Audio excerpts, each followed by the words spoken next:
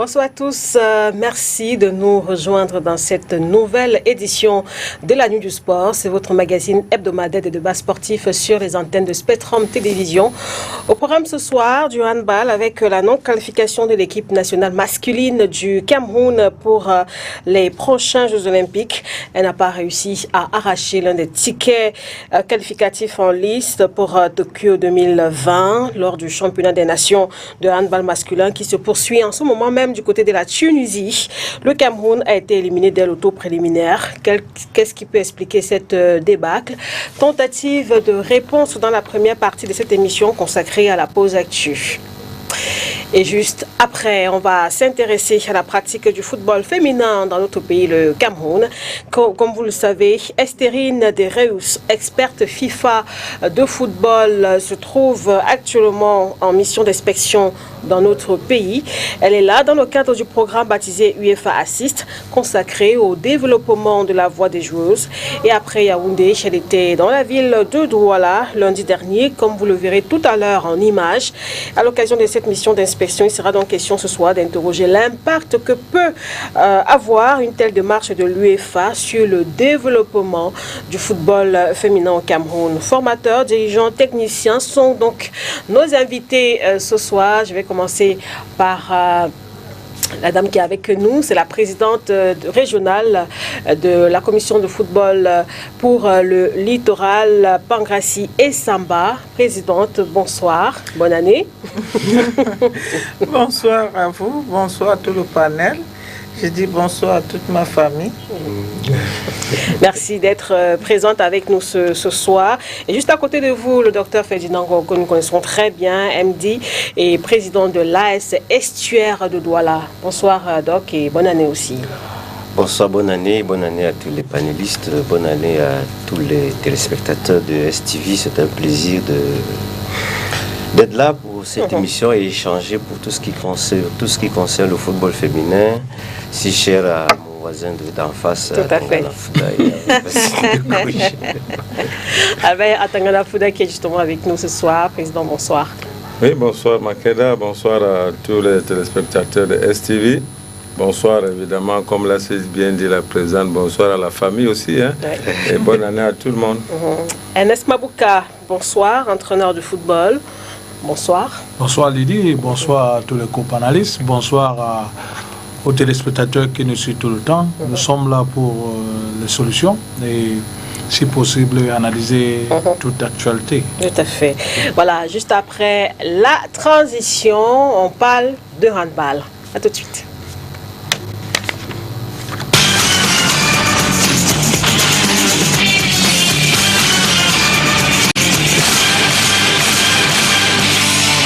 C'est donc avec le handball masculin que nous ouvrons cette première partie de l'émission. Mauvaise nouvelle, l'équipe nationale de handball masculin du Cameroun ne disputera pas la phase finale des prochains Jeux Olympiques de 2020 prévus donc au Japon. Le Cameroun n'a pas pu se qualifier lors de la 24e édition du championnat d'Afrique et des nations de handball masculin, appelé aussi CAN, qui a démarré le 17 janvier et va se poursuivre jusqu'au 26 janvier prochain.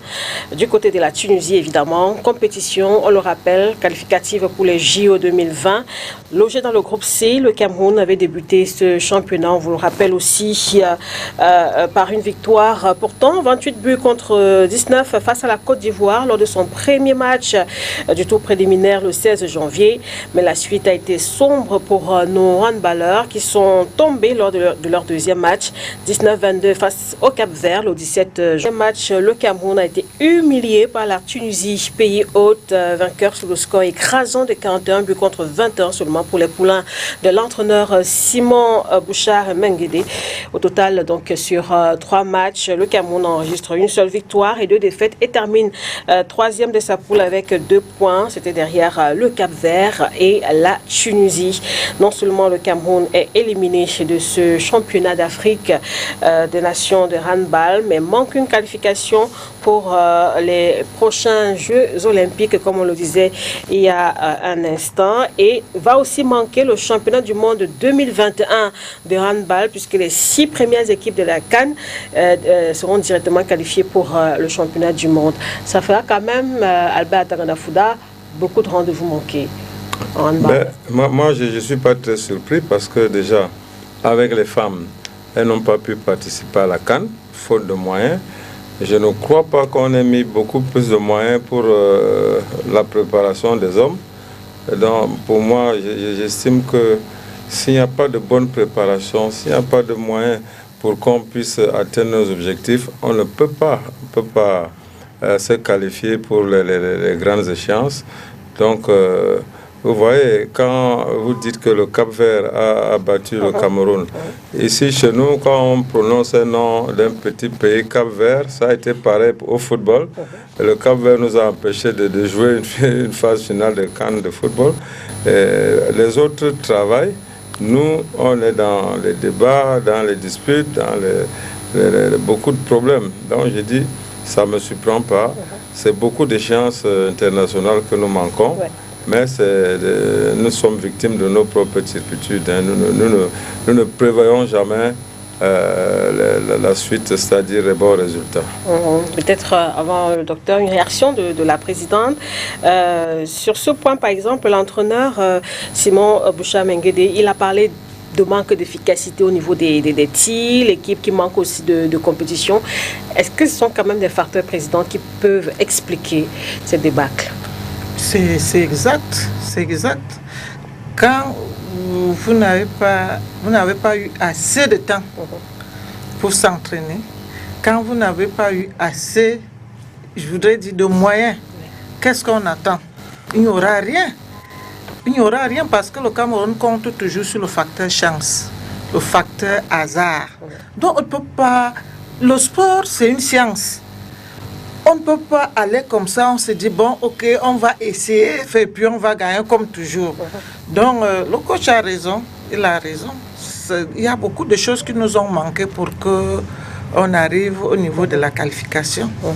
C'est un peu la même lecture, docteur Ferdinand Ngor, cette élimination, ça ne vous surprend pas? Le coach qui est au cœur du groupe a donné un point de vue, je ne peux pas aller à l'encontre de son point de vue, il y a un manque d'efficacité, il y a probablement un manque de compétition, une préparation qui a été insuffisante. Le coach, on a la chance d'avoir un coach de football, en football comme en handball, le haut niveau ne s'improvise plus, et le facteur, le Cameroun en dernier lieu, on va s'en sortir, c'est un langage qui est caduque, il faut qu'on arrête ça. Il faut quand même qu'on se mette à préparer les compétitions avec beaucoup de sérieux, de détermination, en mettant c'est bien beau de nommer les encadreurs au niveau des sélections nationales, mais le plus important, c'est leur donner les moyens de travailler. Un encadreur qui est un entraîneur national, quelle que soit sa compétence, lorsqu'il n'a pas les moyens de travailler, il ne peut pas avancer. Ce n'est pas le coach Mavoka qui me dira le contraire. Alors justement, coach, quand votre collègue, par exemple, parle du manque d'efficacité au niveau des tirs, du manque de compétition, ça renvoie à quoi, par exemple? Au travail. Ça veut dire qu'il y a un planning qu'un entraîneur a toujours eu à préparer quand il y a les compétitions. Et puis, il y a quelque chose que nous oublions, c'est que nous jouons face à des professionnels. La majorité des joueurs de l'équipe nationale tunisienne, qu'au football, qu'au handball, c'est des professionnels. Déjà, dès le bas âge, ils sont bien formés. Vous allez retrouver que le coach camerounais de dire, parce que quelque part, le temps de préparation n'a pas été assez. Et de deux, c'est pas seulement de courir ou bien aller à la gym. Le problème, c'est de travailler plus tactique. Ça veut dire que dans les éléments de l'attaque, comment nous devons les préparer, comment nous devons les préparer quand nous perdons le ballon. Il y a beaucoup de choses qui entrent en vigueur quand un entraîneur fait une préparation. Et quand vous le faites à la hâte, vous êtes obligé d'avoir des résultats qu'il a eus. Vous comprenez un peu. Et imaginez, comme a dit le grand frère Atangana Fouda, nous disons toujours que nous sommes forts. Ça veut dire qu'au Cameroun, on prend l'exemple de l'équipe nationale, on a participé plusieurs fois à la Coupe du Monde, on a gagné 5 fois la Coupe d'Afrique. On ne prépare pas la relève. La relève doit être préparée de telle en sorte que à chaque échec dans un pays qui connaît bien la compétition, est obligé de préparer la relève. Cette relève, c'est ça qui fait un pays. Regardez aujourd'hui, moi je prends tous les exemples de pays où j'ai fait 10 ans. L'Afrique du Sud aujourd'hui gagne la Champions League. L'Afrique du Sud a gagné la Coupe d'Afrique en 1996. Et je suis sûr qu'ils vont gagner encore d'autres Coupes d'Afrique parce qu'ils sont en train de se préparer. Ils ont changé automatiquement. C'est vrai que depuis là, quand même, oui, ils ont changé automatiquement parce qu'ils ont pris le temps pour arriver même à gagner une Champions League africaine. Ça veut dire que Mamelou Sandoms, le président, c'est un multimilliardaire. Maintenant, quand vous revenez dans le handball, si on avait un championnat sérieux et bien compétitif, ces enfants-là pouvaient faire quelque chose. Et moi, je dis, n'essayons pas toujours d'attendre qu'il y ait chance ou bien qu'il y ait peut-être la magie qui pourra nous aider à jouer. Qu'on essaie de préparer tout ce que nous sommes en train de faire. Voilà l'État qui nous a donné maintenant les infrastructures. Il y a des gymnases. Et ces enfants ne vont plus jamais jouer dans n'importe quel terrain. Il y a des gymnases qui sont aussi à Douala. Je crois que 2 ou 3 qui sont en train d'être finis. À Yaoundé, la même chose. Mais il faudrait que nous, en tant qu'entraîneurs et encadreurs, que nous puissions avoir le nécessaire pour travailler et le temps pour que nous puissions ne serait-ce que préparer nos compétitions. Alors, président Fouda Le Cameroun qui sera donc absent aux prochains Jeux Olympiques dans la discipline de handball masculin, ce qui vient s'ajouter par exemple au volley aussi, où les hommes, les femmes aussi ne se sont pas qualifiés. Faudrait-il peut-être craindre que le Cameroun se retrouve, disons, au Japon dans moins de disciplines que par le passé? Parce que si on se souvient par exemple qu'entre les JO 2016 et 2012 et 2016, le nombre d'athlètes camerounais était passé de 33 à 24. Est-ce qu'il faudrait déjà commencer à s'inquiéter un peu? Tout à fait, parce que un sport collectif qui draine beaucoup d'athlètes. Oui. Si nous sommes éliminés en handball, nous sommes éliminés en volleyball, il va nous rester, déjà on est éliminé en football masculin, il va nous rester le football féminin, en espérant qu'on passera la Zambie. Ça fait que ça réduit forcément le nombre de participants. Il ne nous reste que les sports individuels. C'est tout, hein? Athlétisme, karaté, judo, rien que des sports individuels et ça ne fait pas beaucoup de monde. Donc forcément, il y aura moins d'athlètes camerounais aux Jeux Olympiques du Japon. En tout cas, on fera le décompte, hein, le moment venu.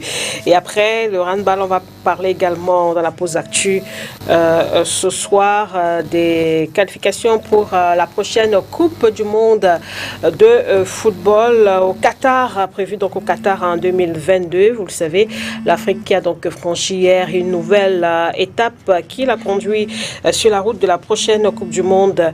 Il y a eu le tirage au sort du deuxième tour des éliminatoires de cette compétition dans la zone Afrique, au Caire, en Égypte. On vous rappelle les différentes combinaisons. Avec dans le groupe A, l'Algérie, le Burkina Faso, le Niger et Djibouti. Dans le groupe B, la Tunisie, la Zambie, la Mauritanie et la Guinée équatoriale. Le groupe C est composé du Nigeria, Cap-Vert, République centrafricaine et Libéria. Dans le groupe D, c'est le Cameroun, la Côte d'Ivoire, Mozambique et le Malawi. Et dans le groupe E, Mali, Ouganda, Kenya, Rwanda, Égypte, Gabon, Libye, Angola. Dans le groupe F, Ghana, Afrique du Sud, Zimbabwe, Éthiopie dans le groupe G. Le groupe H, on retrouve le Sénégal, le Congo, la Namibie, le Togo. Dans le groupe I, le Maroc, la Guinée-Bissau et le Soudan. Et enfin dans le groupe J, la RD Congo, le Bénin, Madagascar et la Tanzanie. Alors, Dr Ferdinand, ce groupe du Cameroun d'abord, hein, avec la Côte d'Ivoire, le Mozambique et le Malawi.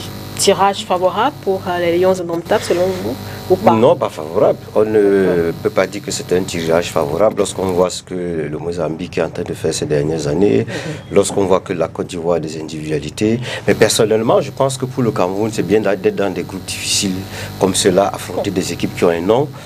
Parce que lorsque l'on tombe dans des groupes, généralement, et je crois que le président Tangana le rappelait tout à l'heure, lorsqu'on entend Cap-Vert, c'est tout le monde qui pense son oreiller et qui dort et qui se dit que non, ça va être facile. Et lorsqu'on est entré sur le terrain avec le Cap-Vert, on a vu que c'était extrêmement difficile. Donc, il est bien de prendre le taureau par les cornes, se dire qu'on est dans un groupe difficile parce que c'est un groupe difficile. Le Mozambique, c'est pas gagné. Et le Malawi, c'est pas gagné. Donc, il faudra se battre pour être pris en tête de cette poule. Et encore que la Côte d'Ivoire, Côte-d'Ivoire aussi voudra redorer son blason, tout comme le Cameroun. Donc c'est un challenge énorme pour les Lions indomptables du Cameroun et le coach véritablement a du pain sur la planche. C'est un groupe difficile aussi pour vous, Présidente? Pas du tout. Pas du tout. Sauf si, comme on le fait toujours, on ne se prépare pas. C'est là où ça serait difficile. Mais si on se prépare sérieusement, et si notre coach commence les choses plus tôt, je crois que ça va aller. Ça devrait donc aller. Coach Ernest Mabouka, une réaction quand même sur ses adversaires du Cameroun pour le deuxième tour des éliminatoires de la Coupe du Monde Qatar 2022, retrouvailles avec les Ivoiriens. Il y aura aussi une confrontation contre le Malawi, contre la Mozambique aussi. Ouais, je crois que le plus important, c'est que l'entraîneur camerounais qui est là avec son équipe puisse analyser l'adversaire, essayer d'envoyer les gens là-bas pour regarder un peu quelle équipe ils ont. Parce que là, si vous voyez bien, quand vous connaissez l'adversaire, vous connaissez les forces et les faiblesses de l'adversaire, il est mieux de pouvoir se préparer. On ne se prépare pas seulement pour se préparer. Je crois que le Cameroun a une grande équipe. Je crois qu'ils ont une équipe technique, moi je dis, qui est la meilleure. Parce qu'il y a des joueurs qu'on connaît au Cameroun, comme Jacques Songo, et Omambi, qui sont là et qui connaissent la compétition.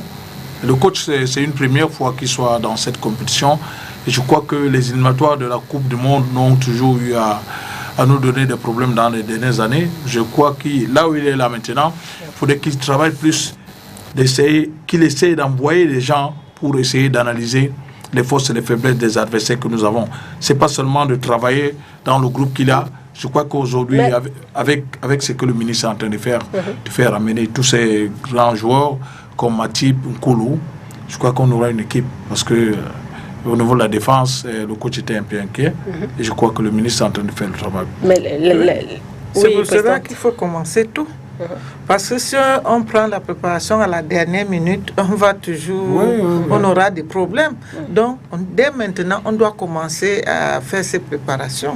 C'est comme ça. Mais en réalité, est-ce qu'il n'est pas déjà tard? Non, pas du tout. C'est une préoccupation. S'il faut attendre qu'on soit à quelques mois du premier match pour commencer à faire venir les joueurs, moi ça me pose problème. Et lorsqu'on voit l'élimination, quand on a les leçons à tirer de l'élimination de l'équipe de Rennes, c'est que les éditions prochaines commencent à se préparer dès maintenant, c'est ce que tu as dit tantôt, avec la relève. On ne peut pas se dire que oui, à moins de 3 mois du premier match, on va commencer à faire revenir A, B, C. Après, il faudrait maintenant que ces individualités puissent jouer en équipe. On sait bien que ce n'est pas notre point fort, le jeu en équipe. Par contre, on a des adversaires qui, dans le groupe, que ce soit le Mozambique, que ce soit le Malawi, leur point fort, c'est justement le jeu en équipe. Le jeu collectif. C'est le football collectif. Pendant que nous allons analyser les forces des adversaires, les adversaires ne vont pas dormir, et ces adversaires vont analyser nos forces. Aujourd'hui, le haut niveau, et les choses sont en train de s'équilibrer. Vous pouvez faire une très bonne préparation et rater la compétition, mais il vaut mieux la faire bonne, mettre toutes les chances de son côté, que de se dire oui, c'est vrai, si on veut venir Matip, c'est quelque chose d'extraordinaire, c'est un immense défenseur, mais Matip seul ne va pas faire la compétition, il va peut-être défendre, mais il ne va pas marquer les buts. Aujourd'hui, quels sont les grands attaquants qu'on a préparés à jouer ensemble pour pouvoir jouer effectivement une compétition de ce niveau? C'est vrai que ce qui va jouer les matchs, ce n'est pas le nom Cameroun. Il y a une boule qui va tourner sur le terrain pour les 22 acteurs. Et chacun se prépare.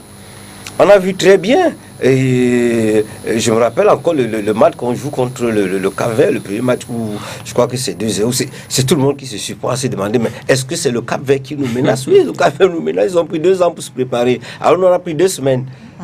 Il faut se dire qu'une compétition se prépare bien avant. Le ministre est probablement en train de colmater les brèches pour donner à l'encadreur peut-être les éléments clés qui lui manquent. Mais en dehors de ça, nous on est l'un des rares pays qui n'a pas profité de toutes ces périodes FIFA. Il faut se demander pourquoi. Pendant que les autres le font, nous ne profitons pas de nos périodes de FIFA. Les périodes FIFA, c'est fait pour jouer les matchs amicaux, mettre en place des mécanismes que les gens... Je peux ajouter ce que le docteur est en train de dire est pertinent. Et c'est ça qui fait un peu que certains Camerounais tiquent un peu. Et quand vous regardez les 2 derniers matchs que nous venons de jouer, Les 3 derniers matchs, je crois, on n'a pas encaissé des buts. Mais on a eu un match très difficile. Parmi ces 3 matchs-là, j'ai vu le match contre la Tunisie. C'était un gardien de but qui nous a sauvé un doigt. Et je crois que si le coach s'en tient aux 2 derniers matchs, il sait qu'il a essayé de changer un peu. C'est pour ça que nous n'avons pas pu encaisser des buts.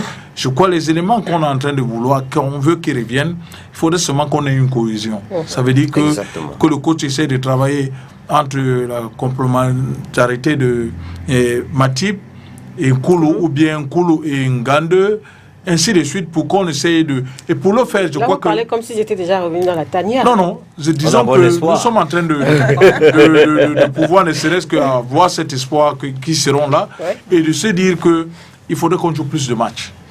En jouant plus de matchs, parce que nous avons 2 choses à préparer. Nous avons la Coupe d'Afrique 2021 que nous devons gagner, et se qualifier pour la Coupe du Monde. C'est plus important, ça veut dire qu'il faudrait que... C'est maintenant qu'il faudrait qu'on ait les matchs. Et comme l'équipe nationale a pris en train de faire, il faudrait que l'équipe nationale joue beaucoup de matchs, qu'à chaque période FIFA, comme a dit le docteur, qu'on puisse jouer 2 ou 3 matchs. Président Fouda, peut-être une réaction aussi sur ce tirage au sort du 2e tour des éliminatoires de la prochaine Coupe du Monde. Que pensez-vous de cette poule du Cameroun, la poule D? Nous avons, je crois, 50% de chances d'être en tête de cette liste, parce que nous préparons déjà pour la CAN 2021 et en même temps il y aura les éliminatoires de cette Coupe du Monde. Ça veut dire qu'on sera en compétition. Maintenant, j'ai constaté qu'on ne marquait pas beaucoup de buts. C'est vrai, contre les Comores, on a eu à marquer, mais les Comores, c'était les Comores. Nous ne marquons pas beaucoup de buts. C'est pour ça que j'ai dit, il faut, comme l'a si bien dit le coach Mabouka, il faut qu'on prépare des gens pour marquer des buts. C'est vrai que notre buteur fétiche n'était pas dans sa forme, Aboubakar. Je crois que s'il est en forme, mais il ne doit pas être seul. Parce que parfois, l'attaquant fétiche ne marque pas, mais les milieux marquent, ou bien les autres attaquants. Donc, il faut pouvoir arriver à cela. Donc, je crois qu'on a la chance, parce que pour préparer cette CAN 2021, nous sommes obligés de jouer des matchs amicaux, plusieurs matchs, et donc ça va aussi avoir des répercussions sur les éliminatoires de la Coupe du Monde 2022. Espérons seulement que les moyens seront vraiment mis à disposition pour que cela soit fait. Sinon, nous n'aurons que nos yeux pour pleurer, parce que l'Égypte a bien préparé la CAN 2020, la CAN 2019, mais ils ne sont pas arrivés au bout, parce que la balle est ronde pour tout le monde. Qu'est-ce que ça sous-entend? Non, je veux dire que le coach a dit que nous devons gagner la CAN. Ça, c'est l'espoir. Mais vous savez, c'est ce que je disais pour le Chan. C'est bien, Aroga fait du bon travail, mais écoutez, c'est les joueurs locaux. En Égypte, ces joueurs locaux sont professionnels, ils ont des salaires faramineux. En Tunisie, au Maghreb, partout là, ils ont de très bonnes conditions de travail. Même en Côte d'Ivoire, c'est des professionnels, et là-bas, on ne s'amuse pas avec ça. Donc, nous, on est là, des amateurs qui n'ont pas leur salaire, qui sont obligés de tirer le diable par la queue. Je crois savoir que notre championnat est professionnel. Je crois savoir. Vous savez, le championnat d'élite chez nous. Oui, moi je préfère dire d'élite, parce que professionnel, c'est autre chose. Dans la réalité, c'est autre chose. D'accord. Peut-être avant de sortir de ce sujet, coach Mabouka, un mot quand même sur les adversaires de quelques pays. On prend par exemple le groupe A avec l'Algérie, le Burkina, le Niger et Djibouti. Je crois que ce qui est facile, l'Algérie passera dans ce groupe. Parce que... Vous n'avez pas dit que le Cameroun allait passer dans le groupe D aussi, non, quand on regarde... Mais là, tout de suite, vous estimez que l'Algérie va passer. Nous avons la chance, comme on a dit. Moi, j'ai dit, ce n'est pas la chance de 50, je crois qu'on a 80% de chance. Parce qu'une chose qui est sûre, c'est la Côte d'Ivoire qui va essayer de pouvoir nous gêner. Mais si nous tenons bien à gagner le match chez nous, le Cameroun a toujours fait des bons matchs contre la Côte d'Ivoire. Je crois que c'est le dernier moment qu'on a eu des problèmes, mais la Côte d'Ivoire, ce n'est pas une grande équipe. Par contre, les petites équipes comme l'équipe Malawi peuvent nous causer des problèmes là-bas chez eux, parce que Le climat n'est pas la même chose ici au Cameroun. Pourquoi un peu? Donc, je crois que c'est le seul pays. Le Mozambique, ça, je peux dire qu'il faudrait qu'on essaie de jouer comme on n'a pas joué comme l'Afrique du Sud, parce que c'est le même style de jeu. Quand vous regardez les Mozambicains, vous regardez les Sud-Africains, le Mozambique fait mal aux Sud-Africains. Et nous, on ne s'en sort pas à gagner les Sud-Africains. On a toujours fait les matchs nuls. Il faudrait que le Cameroun, les coachs de l'équipe nationale essaient de regarder plutôt le match qui va jouer au Mozambique et qu'on fait le bon score à Yaoundé, parce que le climat de Yaoundé jouera en défaveur de l'équipe mozambicaine. La même chose comme l'équipe malawienne. Donc il faudrait seulement qu'on essaie de bien jouer le match, aller-retour contre la Côte d'Ivoire pour passer. Mais je dis bien l'Algérie a la chance, parce que quand tu regardes le Niger, Djibouti, Burkina Faso, donc je crois que l'Algérie a la chance. C'est un groupe beaucoup moins équilibré que celui du Cameroun, mais je ne partage pas cette extrême facilité lecture du coach par rapport à la Côte d'Ivoire, qui n'est peut-être pas aujourd'hui une grande nation, mais qui a des joueurs émergents que l'on voit dans les championnats tous les jours.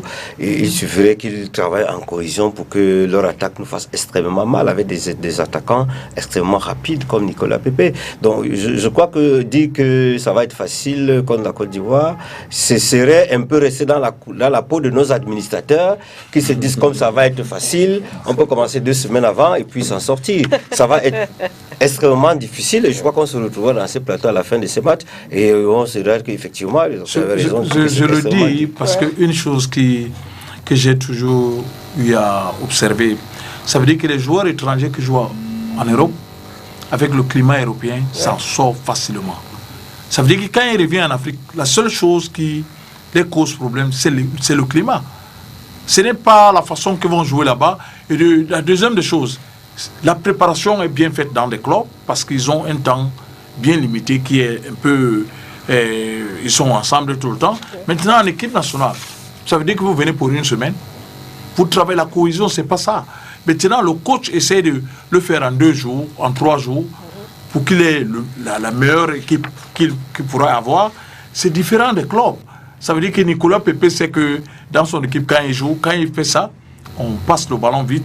Est-ce que la Côte d'Ivoire, on aura presque les mêmes moments, le même temps de travail pour... Oui, mais sauf que eux, pendant les matchs amicaux, ils jouent plus de matchs amicaux que nous, ils développent plus d'automatisme que nous. Mais par rapport au climat, ce qui est valable pour les Ivoiriens est valable pour les Camerounais.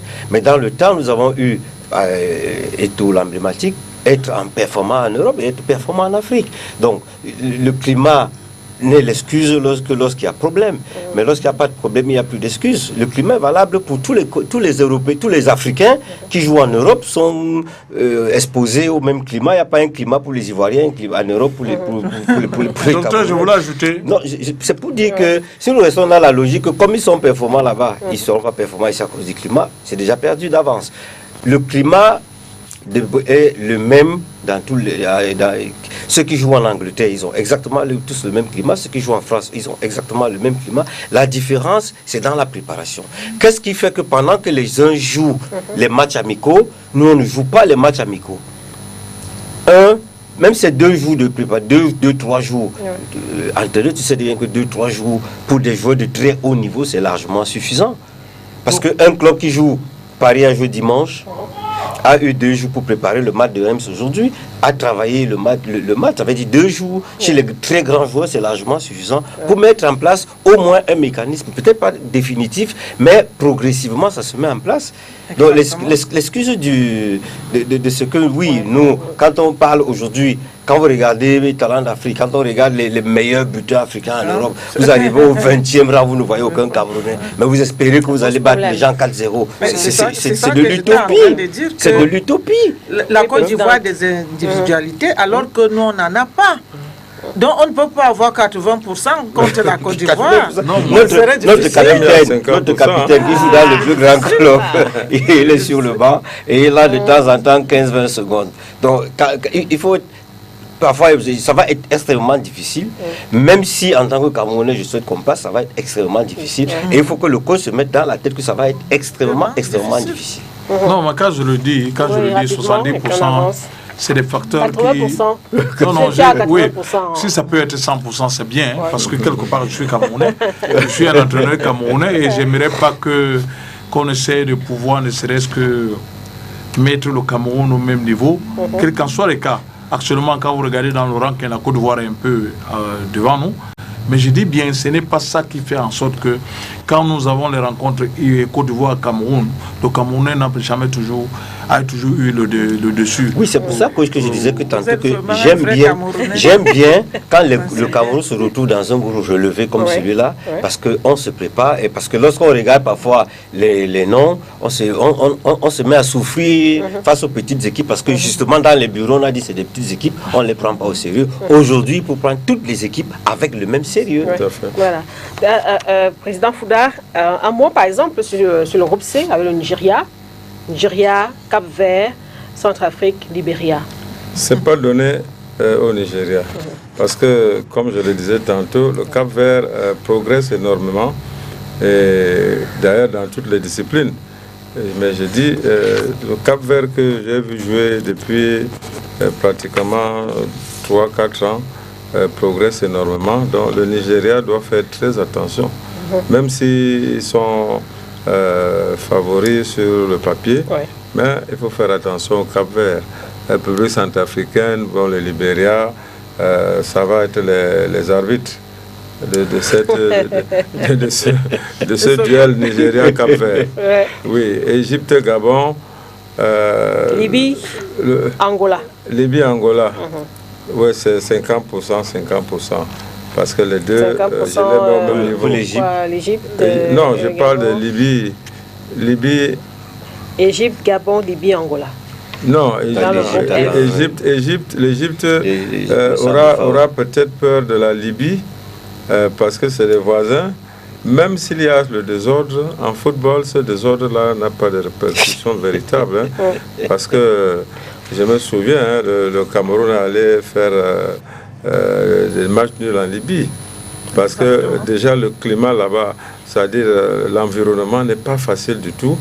Donc vous jouez en levant le pied, c'est pas facile. Mais je dis, comme ce sera sur le long terme, pratiquement 6 matchs pour chacun, je crois que l'Égypte part favorite.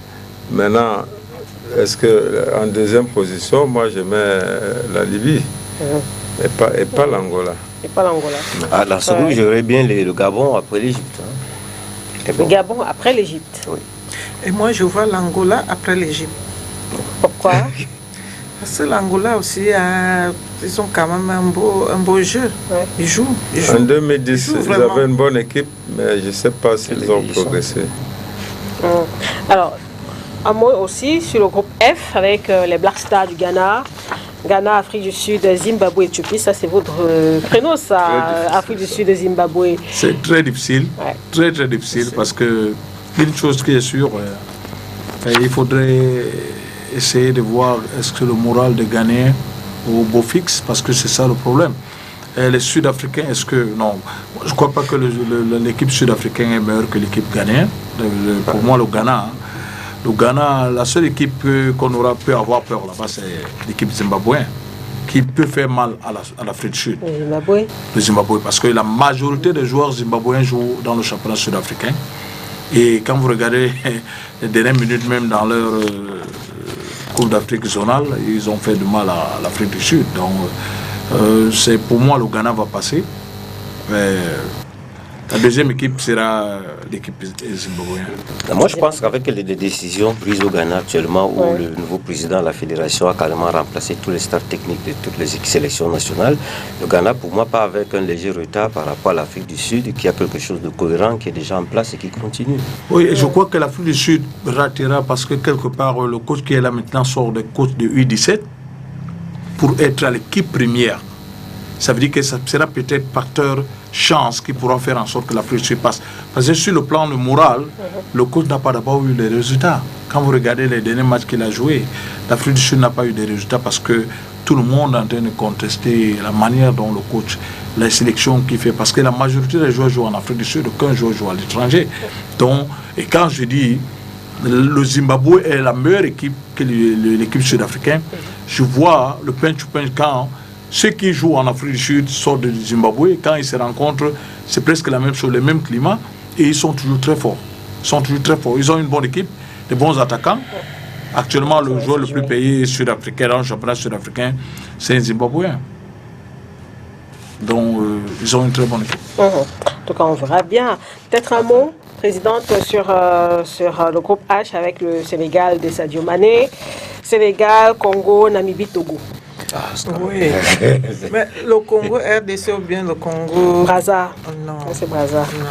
Non. Le Sénégal va passer. Ils ont 99%. 99% des chances de... Wow. Ça félicite. C'est taillé sur mesure pour le Sénégal.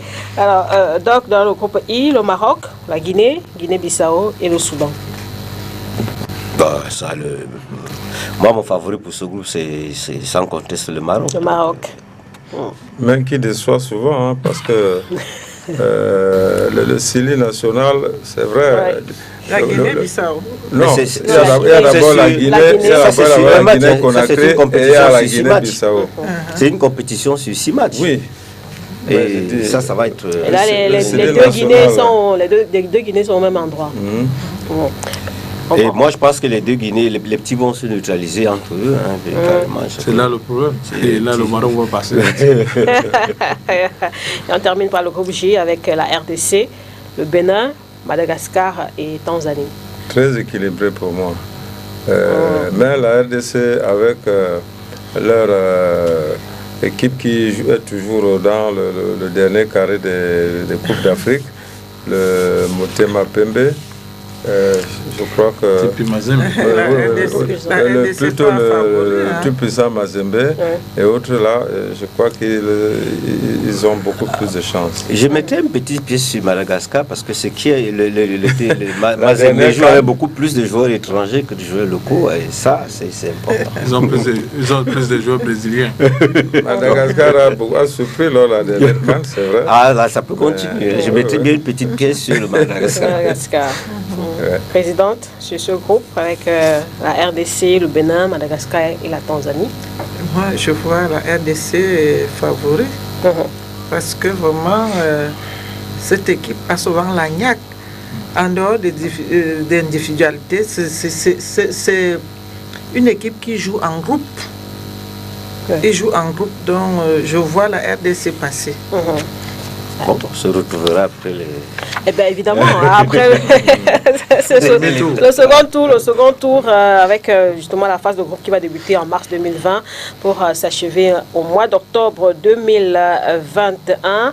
Et quant au troisième tour, on rappelle juste que les 10 vainqueurs de groupe disputeront donc 5 confrontations en match aller-retour en novembre 2021. Les 5 vainqueurs de ces oppositions vont donc se qualifier pour la Coupe du Monde 2022 au Qatar. Voilà, c'était pour l'essentiel de la pause actu, transition, et on passe tout de suite au débat.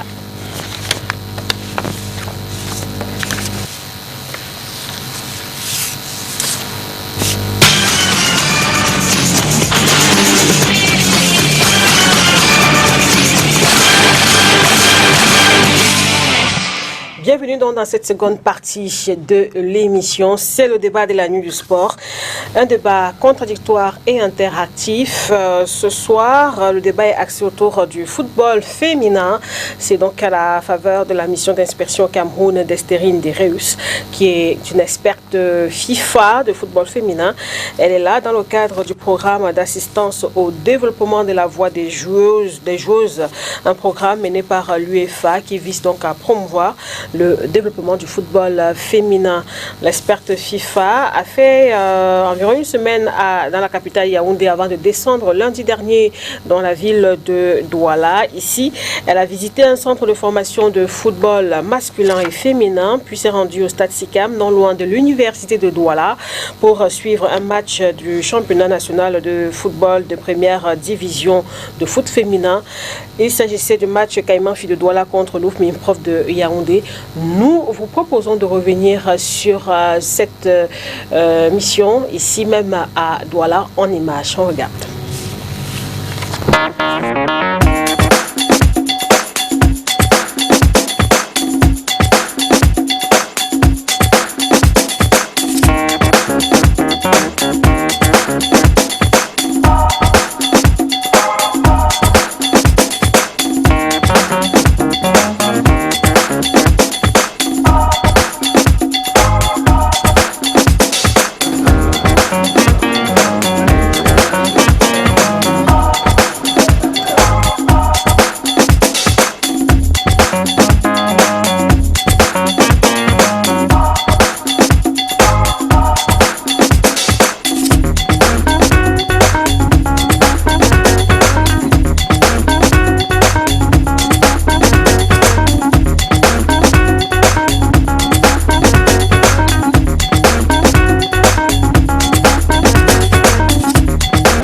nos échanges, nous retenons qu'elle est venue pour suivre avec attention les problèmes que nous avons au niveau du football féminin. Et visiblement, étant donné qu'elle est au Cameroun depuis un certain temps, elle a déjà une bonne idée de tous les problèmes qu'il y a au niveau de la base en termes de développement, en termes de moyens. Et je crois que contrairement à ce que les gens pensent, c'est un accompagnement en termes de formation, puisqu'elle a clairement dit que le projet qu'elle pilote ne donne pas de l'argent au club. Le développement du club est au sort de la Fédération camerounaise de football. Mais toujours est-il que ce sont des échanges qui nous permettent, n'est-ce pas, de partager l'expérience avec ce qui se passe ailleurs et davantage de nous améliorer en espérant effectivement un coup de main du programme du développement de la jeune footballeuse essentiellement.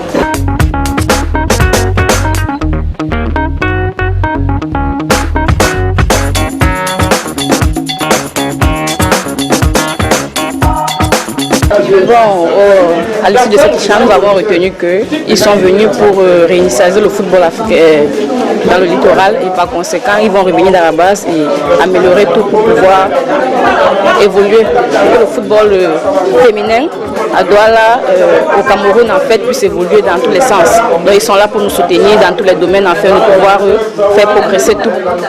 Quels sont les problèmes que vous avez quoi comme problème? Manque dans notre activité. Bon, les finances, ils sont pas, les joueuses ils sont bien volontaires, mais vraiment elles rencontrent des difficultés financières, c'est-à-dire elles veulent bien venir s'entraîner, mais parfois les transports et autres, on n'est pas soutenu en fait, en quelque sorte. Il n'y a pas autre chose en dehors de ça? Pas grand-chose. Je me dis le soutien est beaucoup plus financier que tout. Oui, à notre niveau.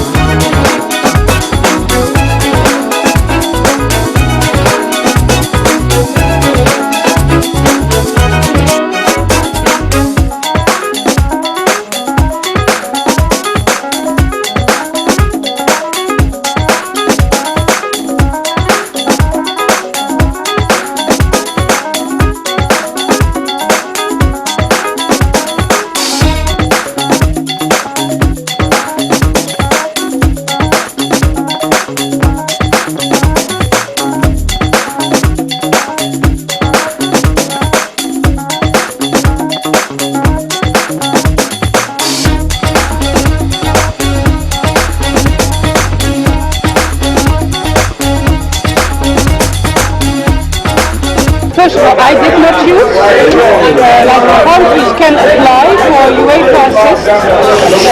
Cameroon was one of the countries that wanted to have assist. So I also go to 6 other African countries. Cameroon has a huge potential. I think there's a lot of raw talent, and UEFA wants to help countries to further develop and get a stronger women's football on an international level. There are many good things, like as I said, the raw talent, the huge potential, but there are also many challenges like infrastructure, finance, basic equipment, many challenges in all the regions. So my basic job is to help the federation to build the structure for developing the talented players. So I'm not so much involved with this local area, apart from maybe the academy, where they also educate players for national teams. But yeah, there's a lot of work to do. I think it's huge compliment for these girls, because I think the circumstances, the surface is wobbling. I think it's very difficult to play on such a ground. I think I could not do it. So the good thing is they will develop their skills enormously. So skill-wise they are on a very good level. But because of the field and maybe the education on a technical level, they're a little bit behind when I compare that with the world stage. So that will be the challenge. How can we develop the players on a tactical level as a game like we do in other countries? So I have to think about it, how to solve that. But for sure I will do some coach education. I will help with building the structure, like especially the ANA Foot, the academy structure on the women's side, because this mission is only for women's football. And then hopefully in a year's time we can see a small difference, and then we can continue the program over the next few years.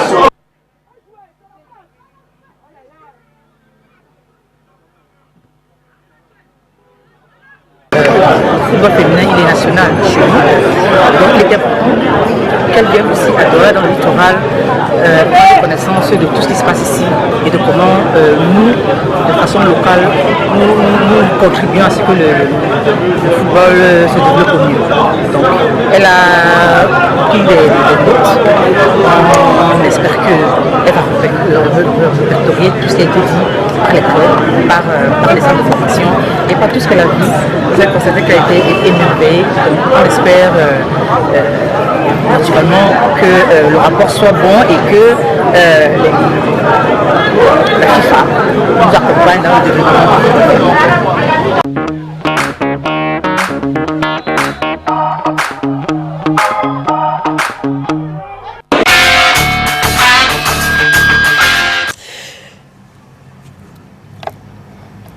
Voilà, c'était là quelques temps forts de la mission d'inspection d'Estérine Dereus, qui est une experte FIFA de football féminin. Lundi dernier, elle était ici dans la ville de Douala. Et peut-être avant d'entrer dans le fond du sujet, Doc, quelle est l'appréciation que vous faites justement de cette démarche de l'UEFA, qui, à travers l'experte FIFA, est venue faire un état des lieux du football féminin au Cameroun? Quelle est l'appréciation que vous faites déjà de cette démarche-là? Disons que personnellement, j'estime que c'est une bonne démarche, parce que lorsque vous êtes à Johannesburg ou à Paris, à Londres, on vous dit que les terrains sont mauvais. Au Cameroun, vous ne réalisez pas à quel point, n'est-ce pas, ils sont mauvais. Vous avez vu son exclamation et son étonnement lorsqu'elle a vu le terrain sur lequel se joue un match de première division de football féminin du Cameroun.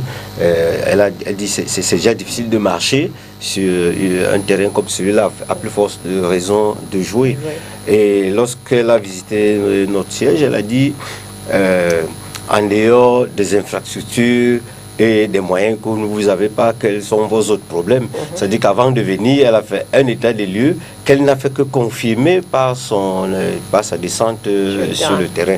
Donc, et généralement, et ce qui est curieux, c'est qu'on connaît mieux les difficultés du Cameroun à l'étranger que localement, parce que localement, on a tendance à se voiler les yeux et à dire tout va bien.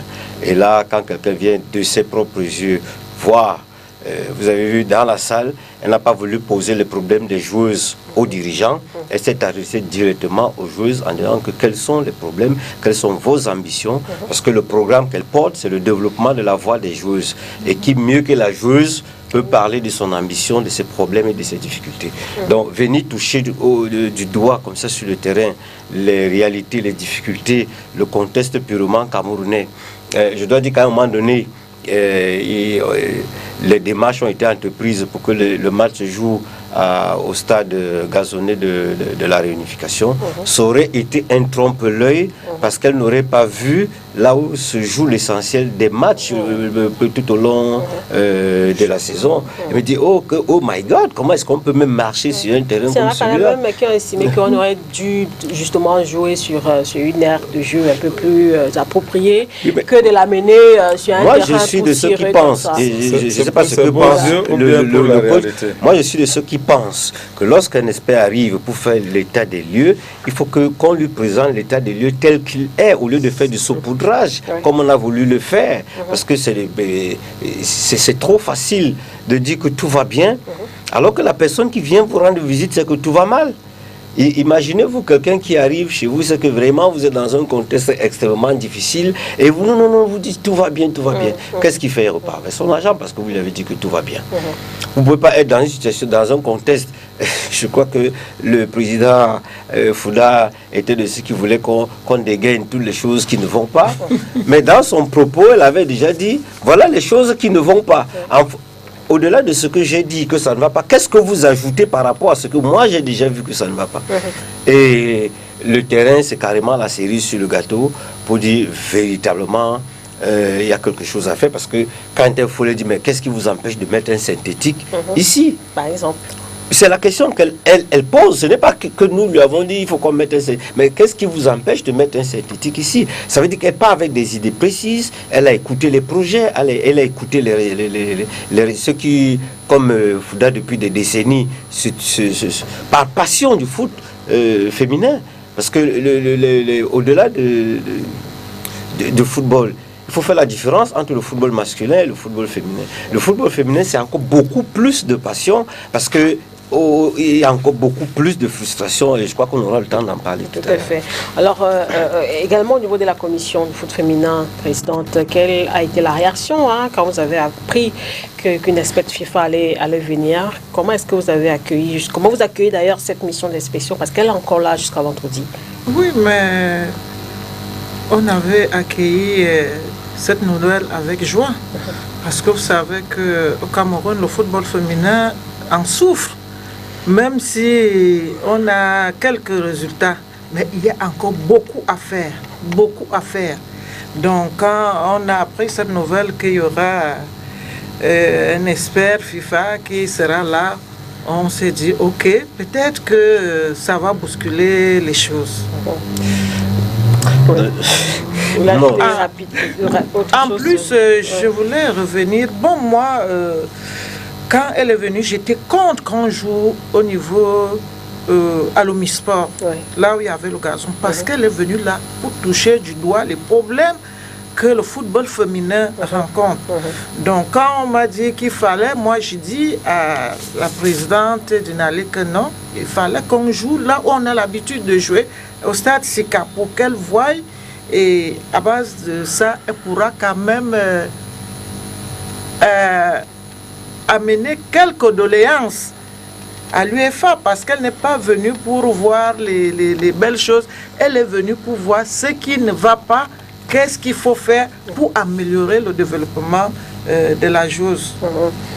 Ok, c'est la même lecture un peu, président Fouda, la démarche en elle-même. La FIFA, l'UEFA, c'est de très bonnes démarches. Comme j'ai eu à lui poser la question, il y a eu 2 délégations FIFA, même pas UEFA, FIFA, de 3 personnes, parmi lesquelles celle, j'oublie son nom, qui entraîne l'équipe nationale de Côte d'Ivoire. Elle est instructrice FIFA, au football féminin. Aujourd'hui, elle s'est détachée pour entraîner la sélection féminine de Côte d'Ivoire. Mais j'ai dit, nous avons... ça a été exactement la même démarche. Ils ont vu les matchs au stade Aqua. Il y avait même un peu de pluie dans l'eau. Ils ont rencontré les entraîneurs, les présidents, tout le monde. Ils ont fait le rapport. Donc, quand cette dame arrive comme ça, elle a vu tous ces rapports que les prédécesseurs de la FIFA ont laissés là-bas. Moi, mon problème, c'est qu'est-ce qui se passe après? Quand elle dit que c'est à travers la FECAFOOT qu'il y aura des interventions, je suis sûr que même les premiers qui sont venus, c'était à travers la FECAFOOT. Mais vous voyez, tant que notre fédération est vraiment comme ça, c'est-à-dire qu'il y a beaucoup de problèmes, et que pour les Camerounais déjà, dans leur ensemble, prennent le football féminin comme une sorte d'animation. C'est pour eux, c'est même si on joue une Coupe du Monde, c'est bien, vraiment, bravo. On joue une CAN, bravo, mais quand on revient au pays, c'est l'animation. C'est lorsqu'on me demandait qu'est-ce qui va se passer après la CAN 2016. Moi, j'avais dit qu'il n'y aura rien, parce que je connais la mentalité de nos dirigeants, de tous nos des encadreurs, même des Camerounais, c'est l'animation. Malheureusement, la FIFA voudrait qu'on aille au-delà de l'animation. Est-ce que c'est la FIFA qui va venir impulser ça dans les pays? Non. Ils vont nous aider avec les moyens. C'est bien que cette dame soit venue. Mais moi, j'ai eu à lui demander. Je lui ai d'abord dit que cette histoire d'anglais, moi, je ne suis pas dedans. C'était en aparté, c'était pas au sortir du stade de la réunification. Le Cameroun est bilingue. J'ai eu à lui demander. Oui, mais attendez, quand elle parlait, j'entendais. Je comprenais. Quand je parle aussi, il faut qu'elle comprenne. Non, elle m'a dit qu'elle comprenait un peu elle comprend français, mais elle ne parle pas beaucoup. Donc je lui ai dit vraiment ce que je lui ai proposé. C'est bien que l'UEFA, l'entité UEFA, puisse aider le football féminin au Cameroun. Mais est-ce qu'elle ne peut pas... Tous ces grands clubs européens de l'UEFA ont des sections féminines. Et si elle nous fait signer des conventions avec ces clubs-là, hein, c'est des soutiens, des aides directes à nos clubs. Parce que si l'UEFA envoie 500 ballons ou 1000 ballons à la FECAFOOT pour donner au football féminin, les 1000 ballons ne seront pas donnés au football féminin. C'est ça le problème de fond. Ils ne seront pas donnés. Parce que la FECAFOOT va se dire, bon, on a 1000 ballons, oh, le football féminin, on met 300 là-bas. Les autres, donnons au football jeune, donnons au futsal, donnons... Ils vont essayer de dispatcher, alors que ces ballons sont venus pour le football féminin. Le coach est là. Quand nos équipes s'entraînent, c'est 1-2 ballons. Combien de coachs c'est peut-être? Il en faut au moins 20 dans une séance d'entraînement. Mais nous, on utilise 1-2 ballons. Dans les équipes, ça ne pas avec 2 ballons. Oui, attendez. Je vais dire que... Non, il faut qu'on dise la réalité. C'est peut-être que Esther a beaucoup de moyens pour utiliser 10 ballons.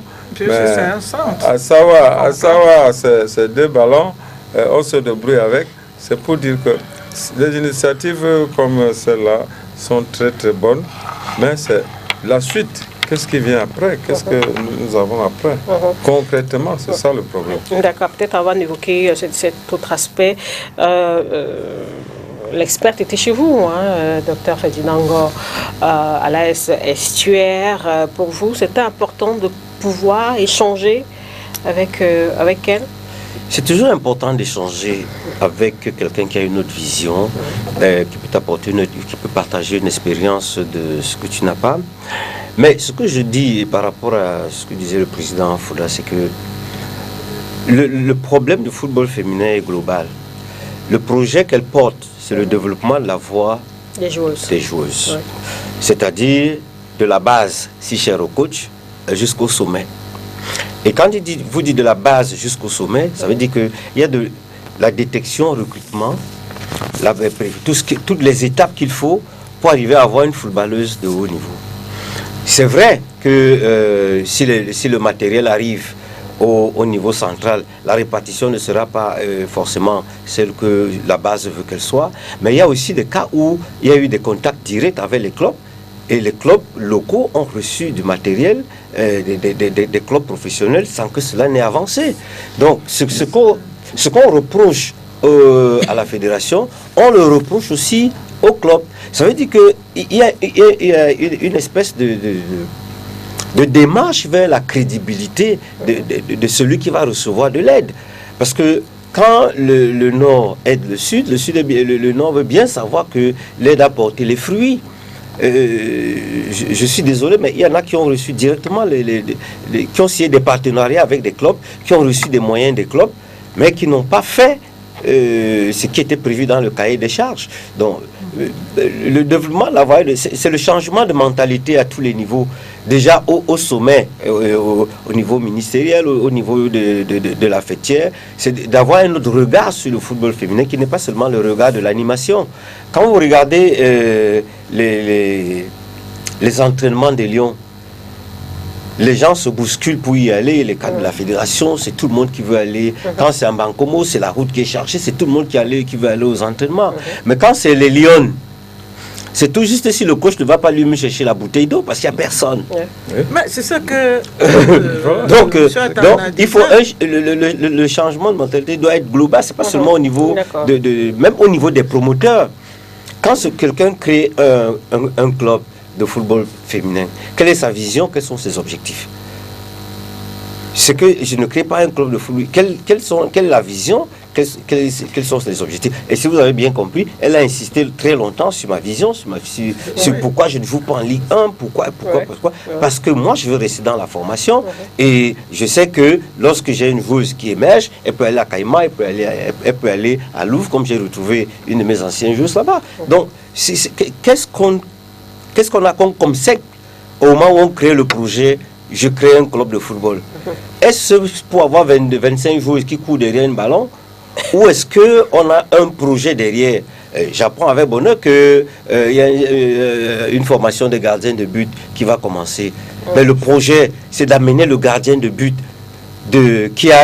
sur lequel on détecte un semblant de talent vers le gardien de but de haut niveau, pas seulement un porteur de gants qui arrête les ballons. C'est ça quand on crée un truc.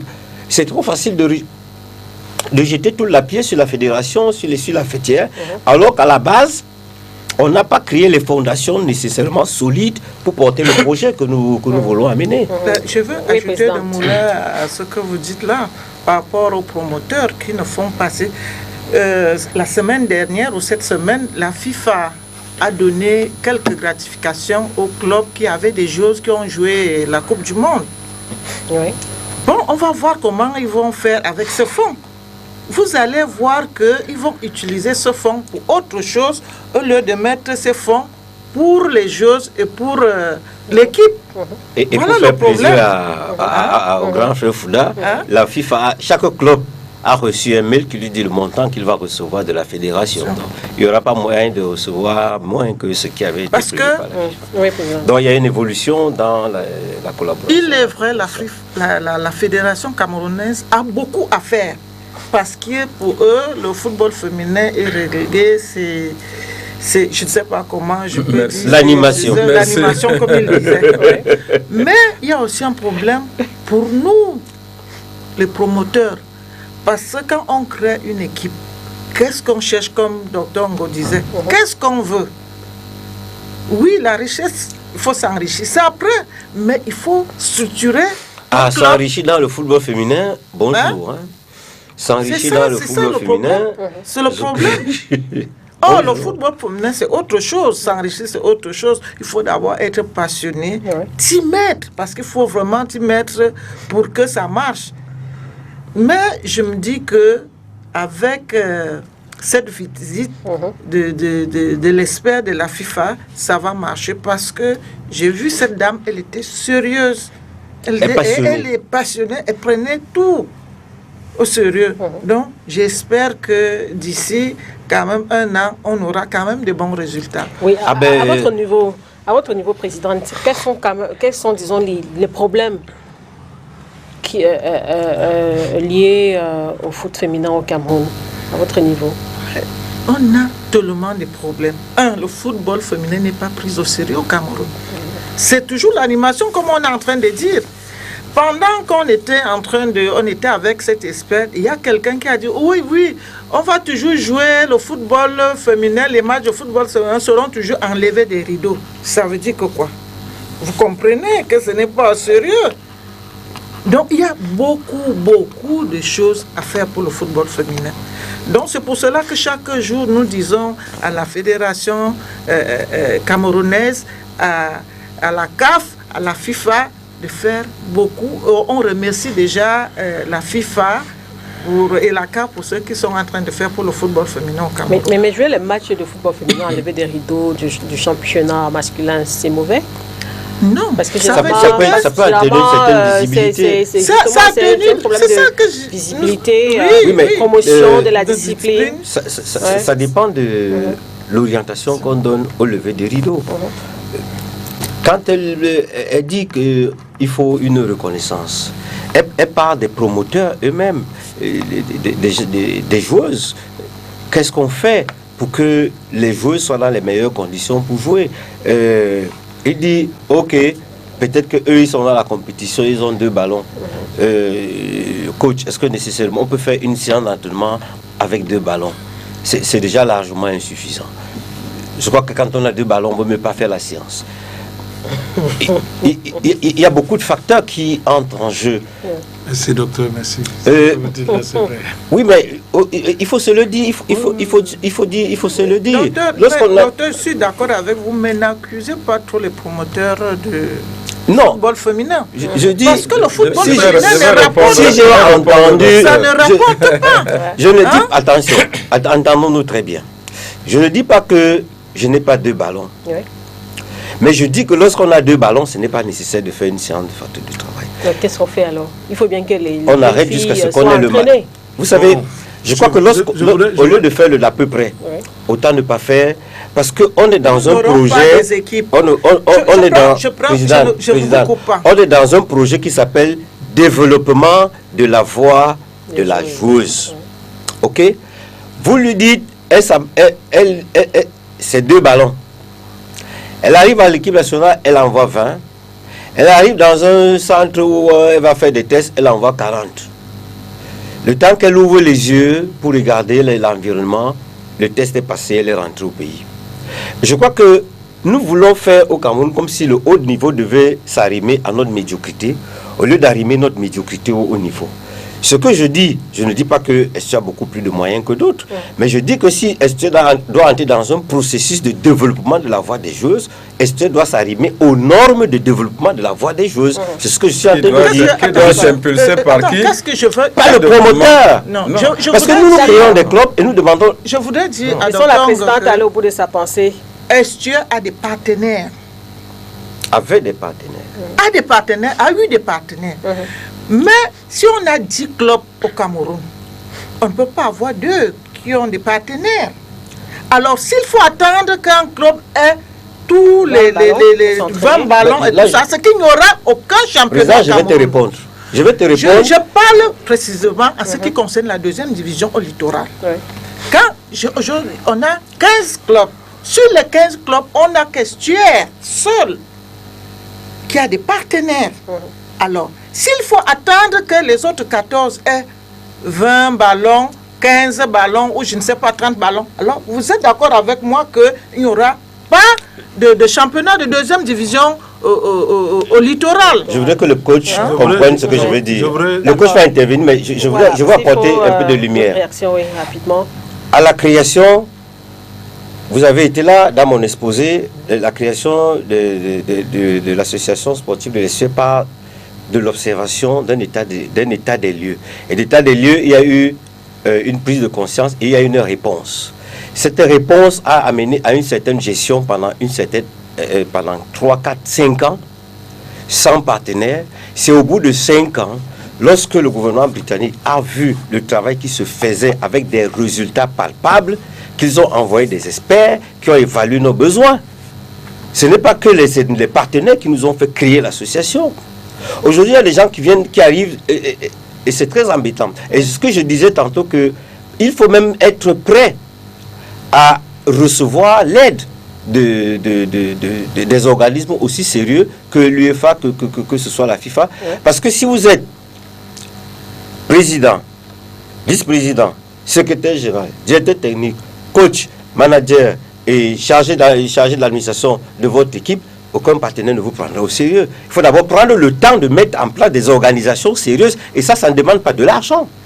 C'est ce que je suis en train de dire. C'est sur la base de nos rapports auprès des représentations diplomatiques nationales que nous avons reçu les fonds de l'étranger sur la base du sérieux qui avait déjà été fait.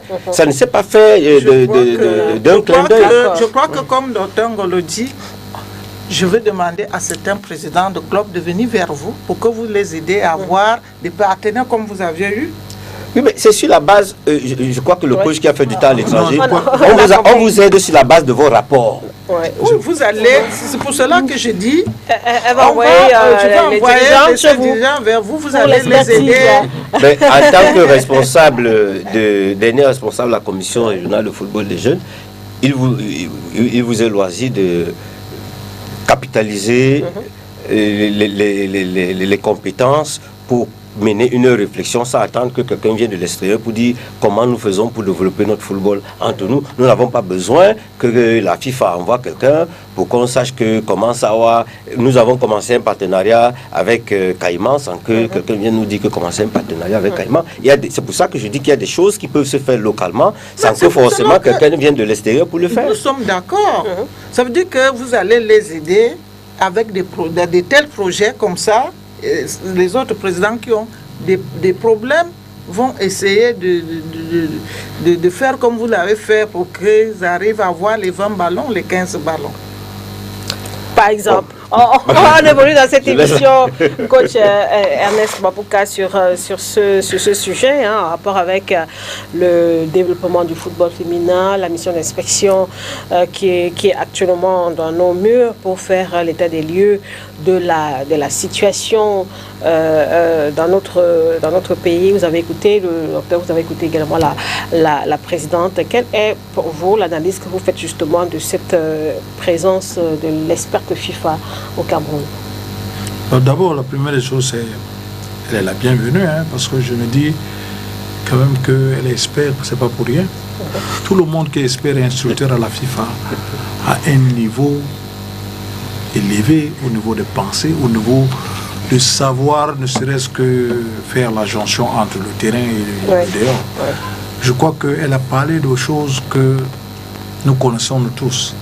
Mais est-ce que le Camerounais va accepter que ce qu'elle est en train de dire est important dans le football? Elle a parlé de l'aspect tactico-technique que les clubs doivent ne serait-ce que travailler. Parce qu'elle a vu un match. Sur ça à technical level. Oui, elle a vu un match qui était un match de football qu'on tapait les ballons de gauche à droite. Moi, je vais le dire aujourd'hui parce que j'ai vu le match. Mais elle n'a pas vu un match où il y avait quand même une cohésion quand le ballon quittait derrière. Ça montrait quelque chose. Bon, j'ai dit parce que quelque part, elle a relevé des points qui sont très importants. Vous ne pouvez pas vous entraîner sur un terrain dur et dire que vous allez bien jouer plus qu'un joueur qui joue sur un gazon exceptionnel. Parce que quand vous regardez le président Romaric qui disait à un des journalistes, Rémi Ngono, que les gazons que le Cameroun a, c'est au niveau mondial. Maintenant, je vais revenir sur l'aspect de ce gazon. Est-ce qu'au niveau de la formation que nous sommes en train de faire au Cameroun, que nous voulons faire au Cameroun, est-ce que nos joueurs s'entraînent sur le gazon? Non. C'est pour ça que c'est souvent difficile. Ce qu'elle a relevé comme point, c'est qu'il faudrait que tout le monde s'adapte, tout le monde s'arrime. Mais est-ce qu'on peut s'arrimer? Parce qu'il n'y a pas de moyens en Afrique. Il n'y a pas. On ne pourra pas s'arrimer. Et maintenant, pour que nous arrivions, je vais revenir sur l'aspect de la formation. La formation est quelque chose que, jusqu'à aujourd'hui au Cameroun, certaines personnes ont compris, certaines n'ont pas compris. Je vais vous parler des cas très simples.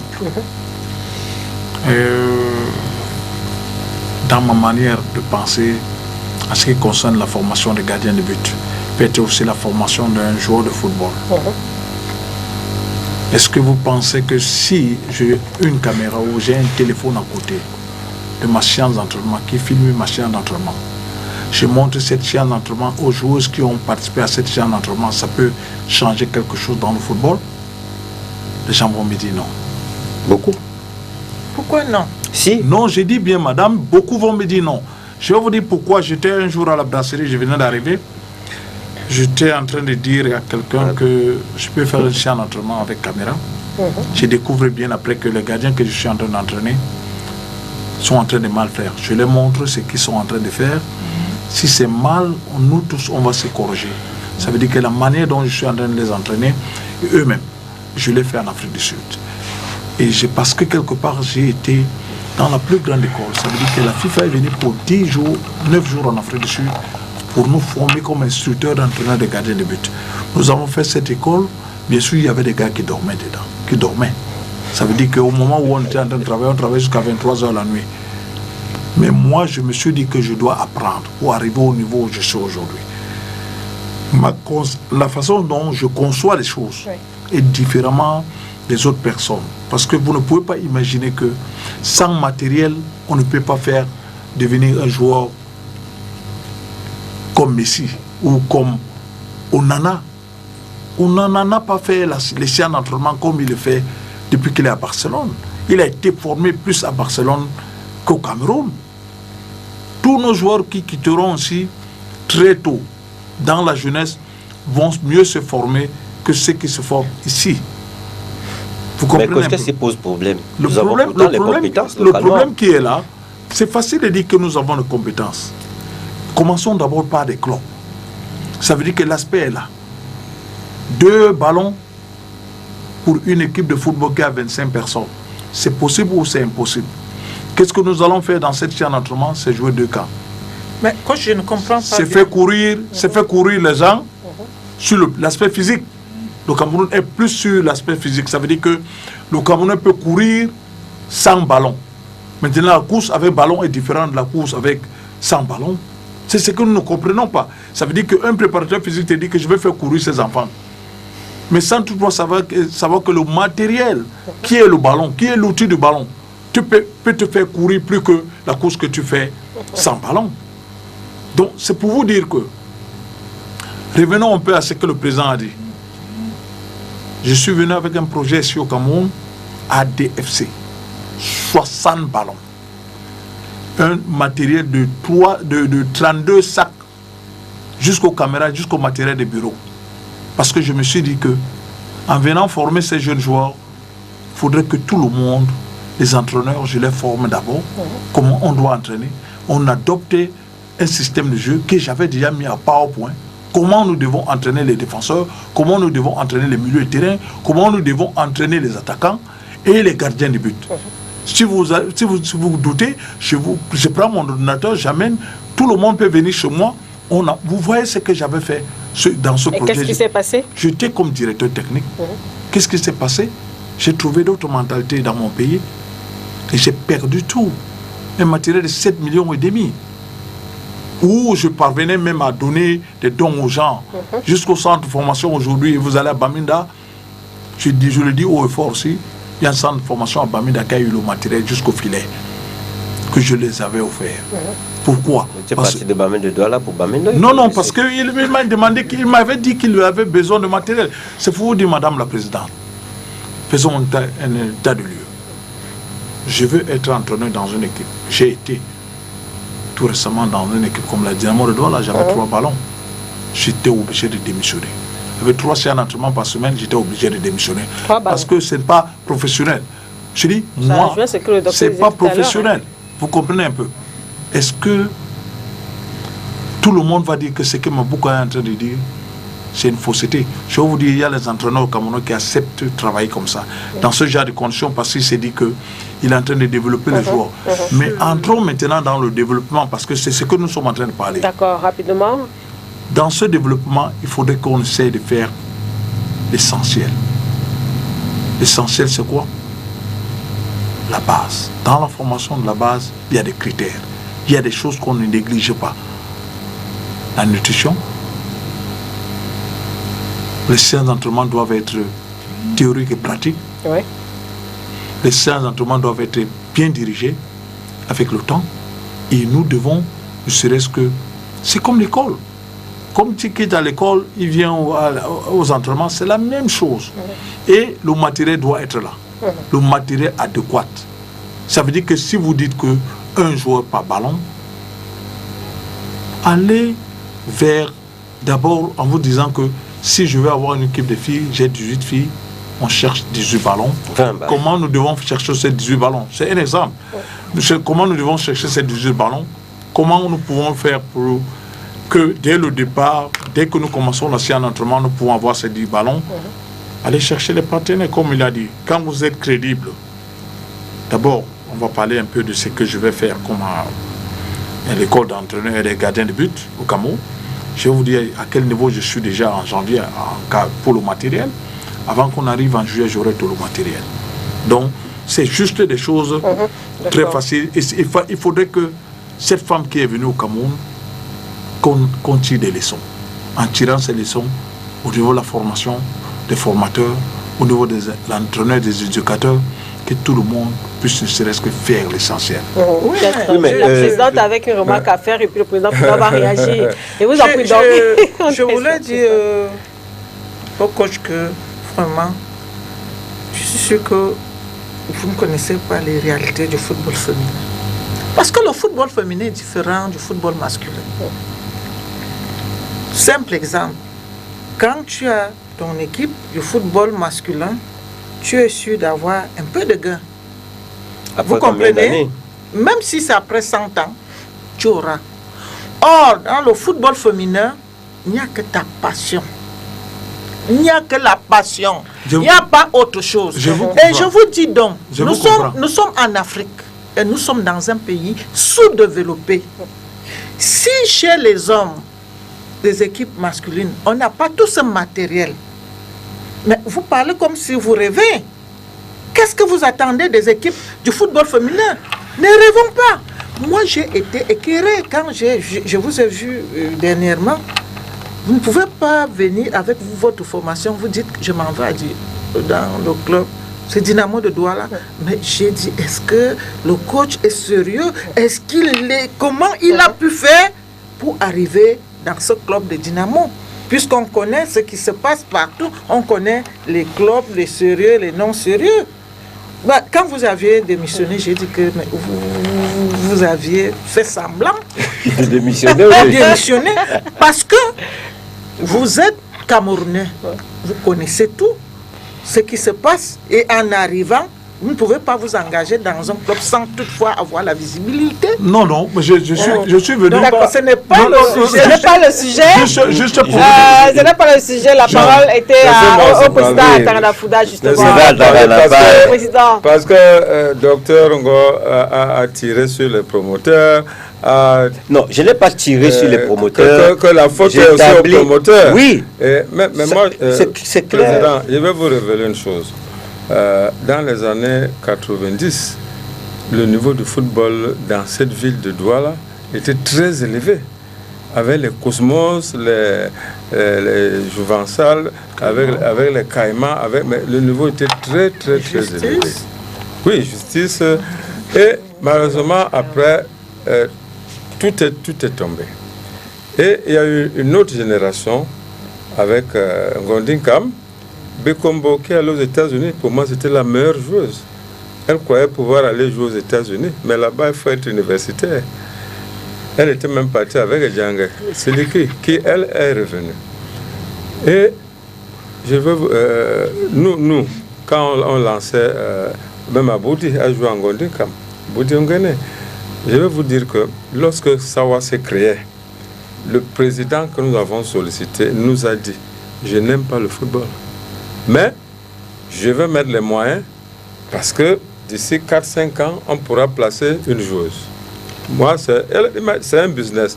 Il a mis les moyens. Et Sawa a été à un très haut niveau. C'était vraiment... C'est là que je voulais te prendre le mot. Sawa a été à un très haut niveau. Écoutez, mais qu'est-ce qui s'est passé? Première chose, on nous promet le champion gagne tant, le vainqueur de coupe gagne tant. On gagne, la FECAFO ne donne rien. Premier découragement.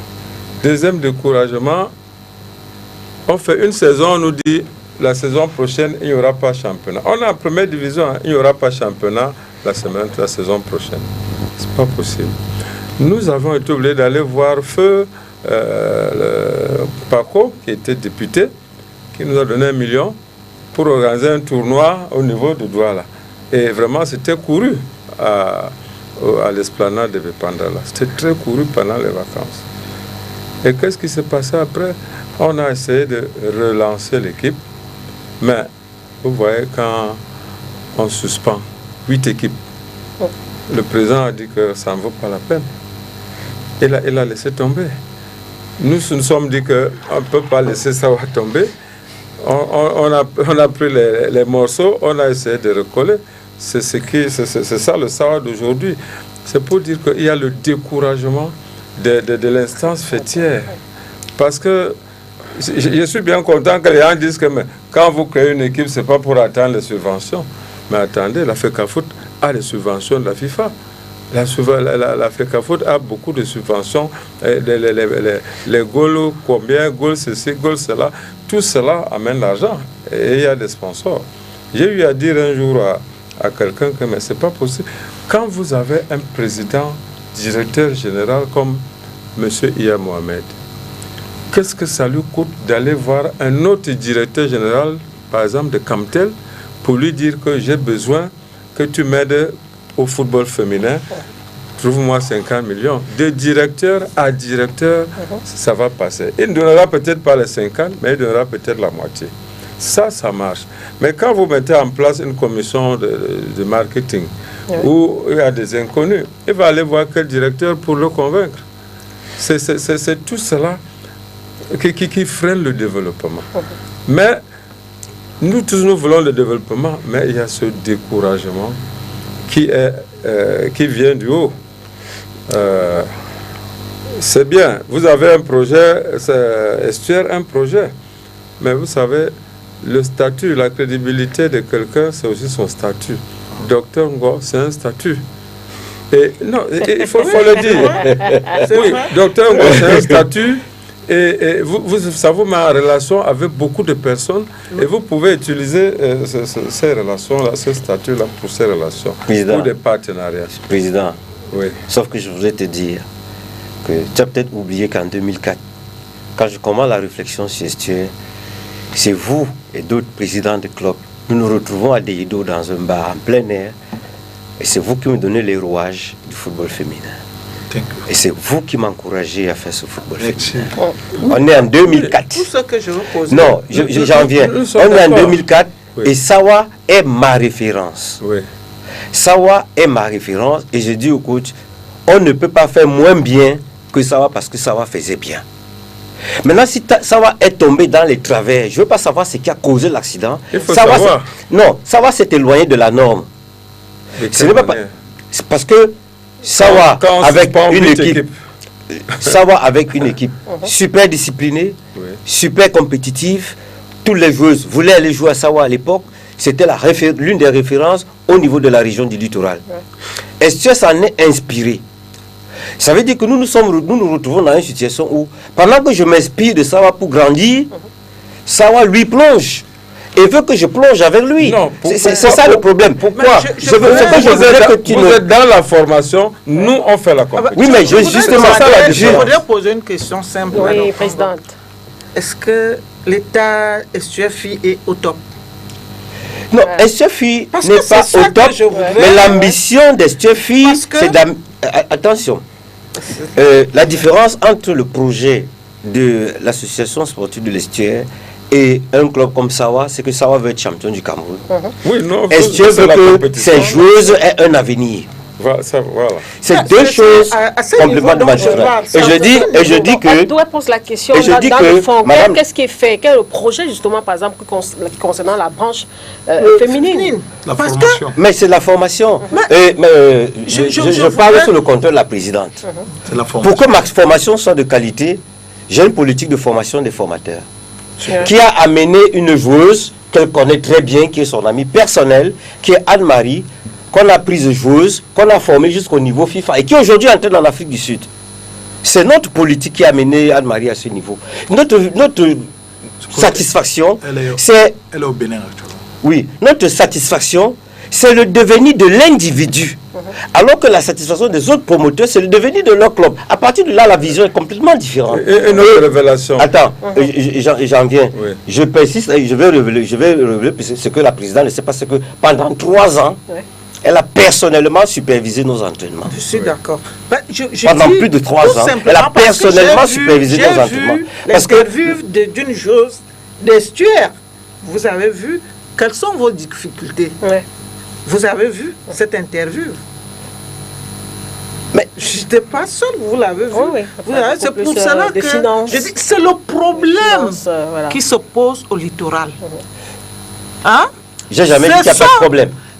Non, pour le développement. Nous sommes là pour le développement de la chose. J'ai jamais dit qu'il n'y a pas de problème. Parce que moi, j'ai été joueuse. J'étais entraîneur et je suis maintenant administrateur. Donc, je sais le problème qui se passe beaucoup au football féminin. Le développement de la chose n'est pas encadrée.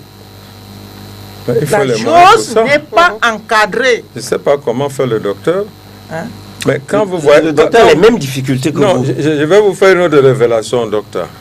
Quand notre président, dont je vous ai parlé, qui supervise la gestion des grandes structures, réunit nos joueuses et leur dit « Faites-moi des demandes de travail. Je vais vous faire embaucher et on va aménager vos séances d'entraînement et vous allez avoir votre salaire, vos primes d'entraînement, vos primes de match gagnés. » Aucune n'a apporté dossier. Parce que ces joueuses-là, c'est toujours un président, vraiment, ça va pas. C'est-à-dire qu'elles n'ont pas intégré. Elles n'ont pas intégré. Qu'est-ce qui a été fait en amont? Nous, on n'est pas parti d'une formation de base. On n'est pas parti d'une formation de base. Prenez n'importe quel club, même professionnel, prenez n'importe quel club et dites toujours apporter les demandes. Les demandes, c'est dans quel domaine? Et c'est là justement où le bas blesse. Nous prenons le problème à l'envers. Et elle le sait. On dit, ok, quel est ton problème? Qu'est-ce que tu peux faire? Et on t'accompagne à faire ce que tu peux faire, ce que tu as envie de faire.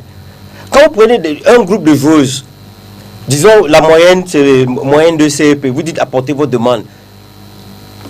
C'est pour faire la sécurité. C'était dans le sens. Non, mais est-ce que vous avez demandé si ça rencontre ce qu'elle a, est-ce que ça rencontre ce qu'elle a envie de faire? À ce moment, vous ne pourrez pas dire que nous ne nous occupons pas du bien-être des joueuses. Oui, mais c'est une question d'approche. Moi, je dis c'est une question d'approche. Mais en tant que centre de formation, c'est vrai que vous êtes en partenariat avec KMA. Mais quand KMA doit pouvoir... Pour le devenir pour le chemin de la joueuse. KMA doit pouvoir avoir le premier choix chez vous. Il n'a pas l'exclusivité. Mais ça ne veut pas dire que nous autres, non. Parce que depuis 2 ans, nous cherchons des jeunes filles.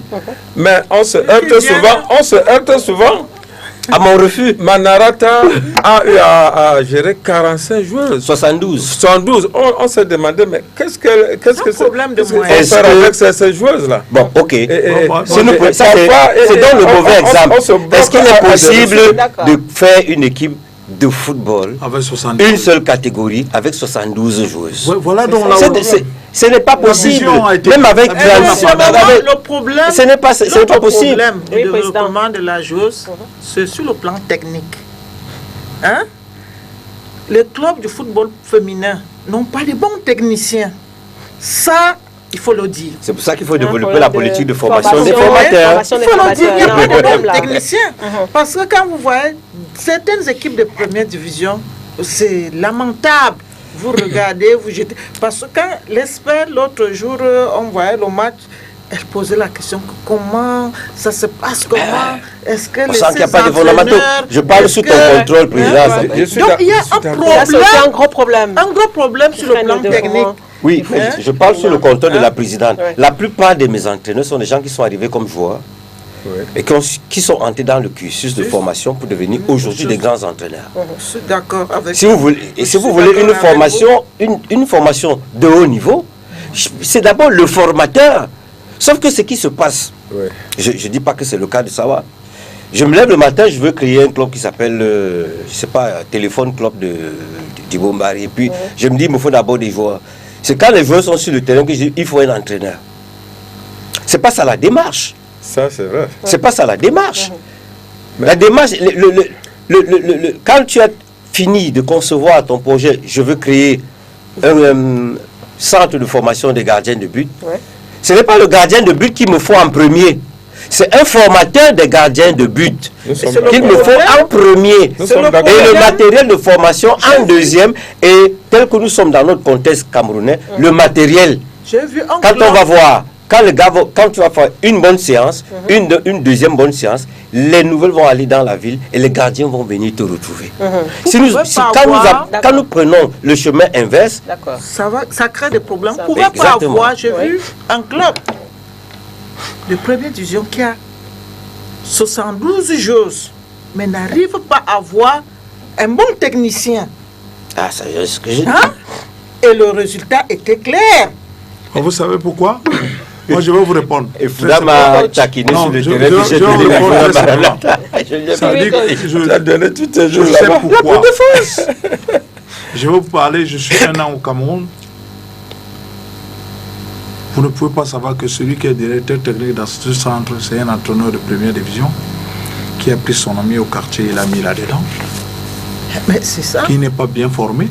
Ça veut dire que lui tire les conséquences. Ça veut dire que on ne sait pas qu'il est dans l'ombre, qu'il est en train de penser toujours que le travail a été fait parce qu'il a mis son ami. Le copinage, c'est ça que tue le football camerounais. Ça veut dire qu'on prend n'importe qui est là au quartier, qui se dit qu'il a fait une formation avec une licence CED et qui peut bien entraîner. L'entraînement, valable pour les entraîneurs, valable aussi pour le corps médical. Et je le dis tout le temps. Lorsque vous demandez une équipe de première division, il n'est pas encore arrivé. Je vous dis parce que tout le temps, il ne faudrait pas qu'on essaie de pouvoir ne serait-ce que faire l'amalgame des choses. Ok, moi je parle parce qu'une chose qui est sûre, je suis entraîneur de gardien, je suis entraîneur de football diplômé avec la licence CAF-B d'entraîneur de football. Je l'ai fait en Afrique du Sud. Nous avons passé des mois pour que je puisse reçu ma licence B d'entraîneur de football. Et j'ai travaillé avec des gens qui ont eu à gagner des Coupes d'Afrique. J'ai travaillé avec les meilleurs préparateurs physiques dans le monde entier. Ça veut dire que quand vous regardez la fille allemande qui a travaillé dans mon équipe pour Mananga Black Exis, elle est la meilleure préparateur physique en Afrique du Sud. Et j'ai vu cette femme travailler. Je suis parti à Oman pour avoir l'autre culture. J'ai vu un Tunisien préparateur physique qui est exceptionnel. Je me suis dit que voilà un monde que je suis en train de planer, mais j'apprends beaucoup de choses. Je dis qu'il faudrait que nos techniciens camerounais quittent le pays, ok, traversent un peu la même là en Guinée équatoriale ou au Congo. Ils voient comment les clubs travaillent. Et maintenant, quand vous regardez Anna, qui entraîne en Afrique du Sud, elle entraîne dans une équipe où je connais la présidente, tout le monde. Et cette équipe a presque les mêmes difficultés comme le Cameroun, mais cette équipe a le matériel de travail. Le matériel de travail. Et là, elle a même progressé. Je crois qu'aujourd'hui, elle est au Bénin. Je crois qu'elle est en train de faire une formation, entraîner des jeunes filles là-bas qui vont jouer à l'équipe nationale du Bénin. Parce que le gars qui avait le projet en Afrique du Sud a amené Anna au Bénin. Et elle est là-bas aujourd'hui. Et quand elle va arriver au Cameroun avec son expertise, d'autant qu'elle pourra parler, les gens vont lui dire tu ne connais rien. Moi, je vais vous dire quelque chose. Les difficultés que j'ai au Cameroun aujourd'hui, c'est que les gens ne peuvent pas m'écouter parce qu'ils ne pensent pas que ce que je suis en train de dire est bien. Parce que nous sommes toujours en se disant que nous sommes dans le monde professionnel. Mais le monde professionnel a beaucoup de paramètres. Non, mais je crois qu'il y a le président. Le président, oui, allez-y, réagissez. J'ai causé avec, quelques messages. J'ai causé avec le DT, M. Sonkin, l'autre jour, lundi. Je lui ai dit, mais l'apport pour le développement, former nos techniciens, c'est vous qui formez les techniciens. Former nos techniciens avec le sponsoring de la FECAFOOT. Parce que quand vous leur demandez 100 000, 150 000 francs par personne, 300. Voilà, parfois on ne peut pas payer. Oui, mais ça, c'est une démarche qui peut être entreprise. Et quand il dit que ce qu'on demande là, c'est insignifiant par rapport à ce que les joueurs devraient payer, je dis, mais c'est la FECAFOOT, quand je dis que la FECAFOOT doit impulser, justement, pour développer, il faut de bons techniciens, et ces bons techniciens vont donc... oui, mais l'autre problème, Président, c'est que tu n'as pas déjà la garantie. Moi, j'ai la chance d'avoir déjà des entraîneurs qui durent des éternités chez moi. Tu n'as pas la garantie que si la fédération forme le coach de Sawa, après sa diplomation, cet entraîneur va continuer à travailler à Sawa. Même s'il ne reste pas travailler dans Sawa, mais c'est le Cameroun qui gagne. Mais non, sur le plan du football féminin. C'est pas pareil. Parce que c'est ça mon problème. Les conventions, c'est quoi? Les conventions, c'est quoi? C'est pas pareil. Sur le niveau du football féminin, on n'en a pas. Il y a des encadreurs de qualité au Cameroun, ne me faites pas dire le contraire. Il y a des encadreurs de grande qualité au Cameroun. Nous sommes d'accord. Regardons simplement la liste publiée par la DTN.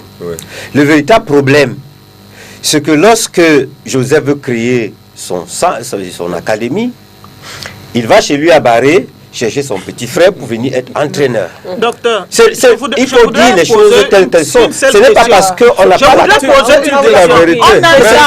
C'est la stricte réalité. On a 700 clubs, on peut avoir 500 techniciens, entraîneurs. Est-ce qu'on a 700 clubs de haut niveau?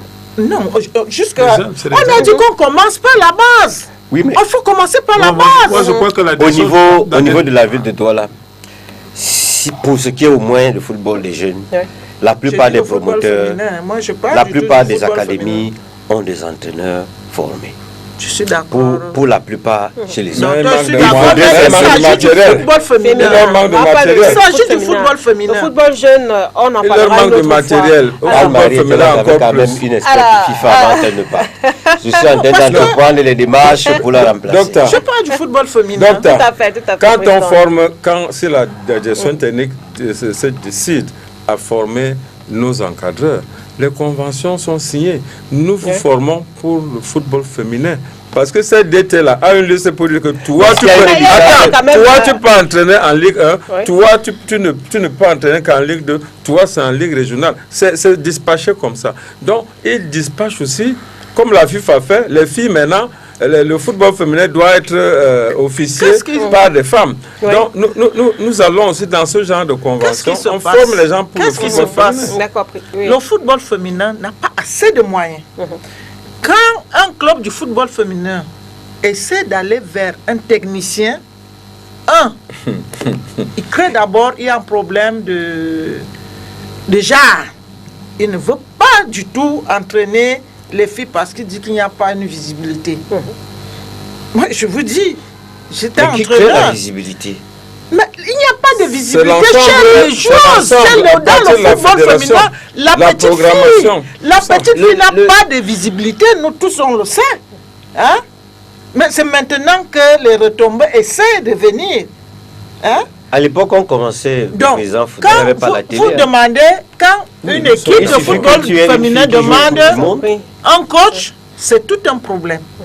Il y a d'abord le problème du genre. Après ça, il faut de l'argent. Il vous demande une somme colossale que sachant bien que l'équipe ne peut pas en avoir. Président, et c'est là le véritable problème. Tu étais à la tribune, tu n'étais pas dans le populaire. Nous, j'étais à côté des encadreurs, de beaucoup d'encadreurs. Caïman est financé par une personne. Louvre est une équipe du ministère qui a environ une quarantaine de millions par mois, par saison, par saison de budget. Caïman, une seule personne. Quand tu opposes ce Caïman-là à Louvre, tu t'attends à quoi? Donc, il y a ce problème de moyens qui génère forcément le matériel, qui génère forcément de bons encadreurs. Ils avaient un bon encadreur, balai pas pour le citer. Mais il m'a dit que depuis qu'on a déplacé les heures d'entraînement de Caïman, à ce moment-là, lui, il est déjà ailleurs. Et privilégie. Il est là où il travaille, là où il est payé. Donc ça lèse Caïman. Donc c'est tout cela mis dans un panier, ça fait beaucoup de problèmes. Le développement de la chose, il y a voilà, et toi tu as peut-être le stade Camtel pour t'entraîner, je crois. Nous là, comment on fait? Toutes nos équipes, là, on fait comment pour les entraînements?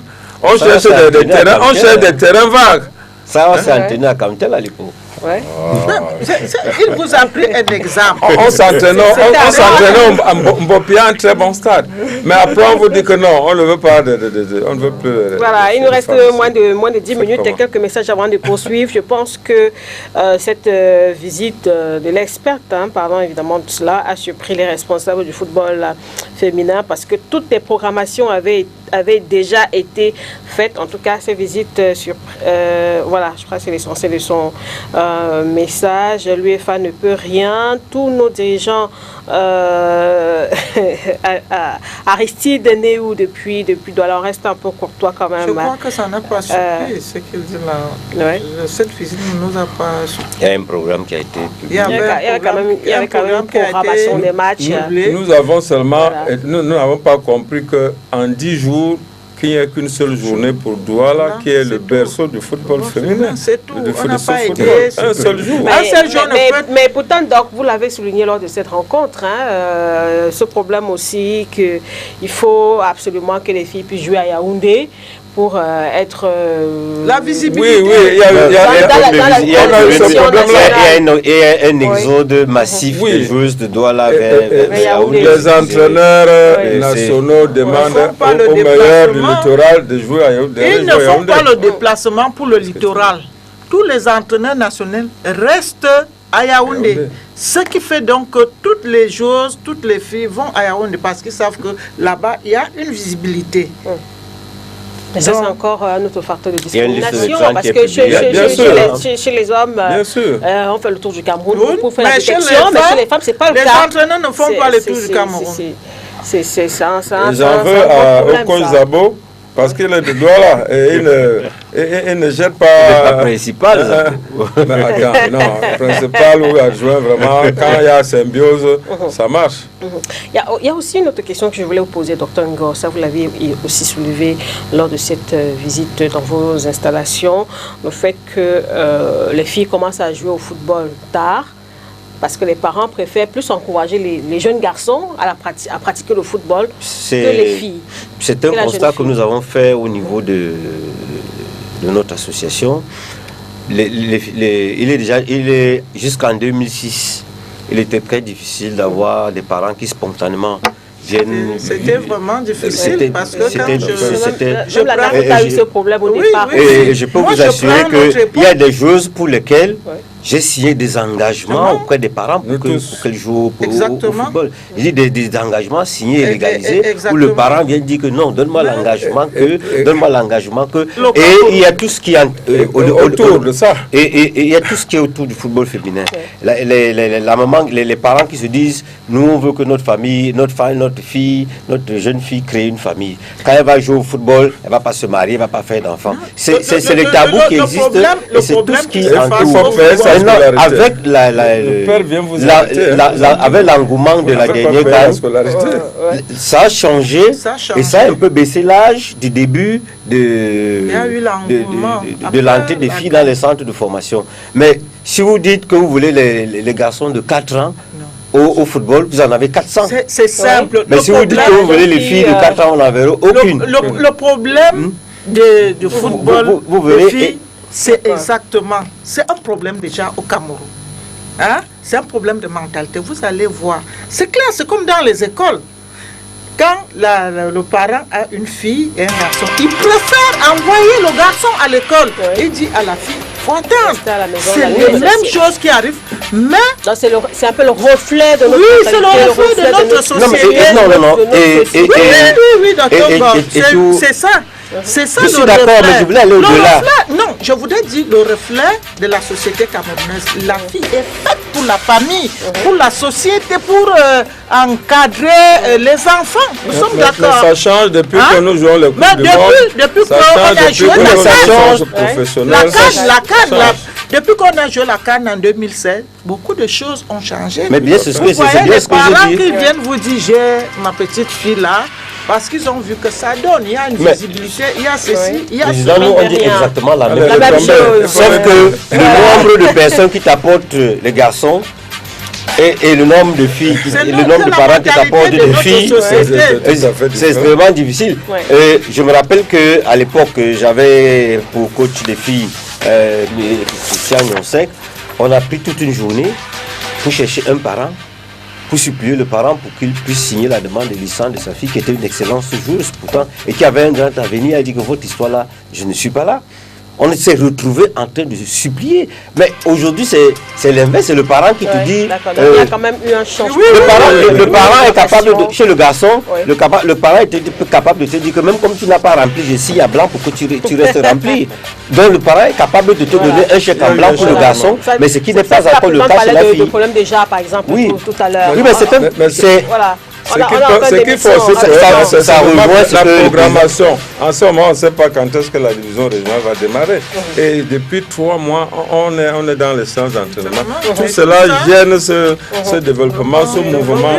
C'est pas facile. D'accord. C'est pour ça que je parlais de l'organisation au sommet, de la base au sommet. Au sommet, voilà. Merci bien en tout cas d'être venu débattre avec nous sur le foot féminin. Merci coach Mabouka, président Fouda, la présidente aussi, qui est avec nous. Et puis puis le docteur Ferdinand Ngor. Merci à toute l'équipe technique ainsi qu'à vous, mesdames, messieurs. On se retrouve la semaine prochaine. Au revoir.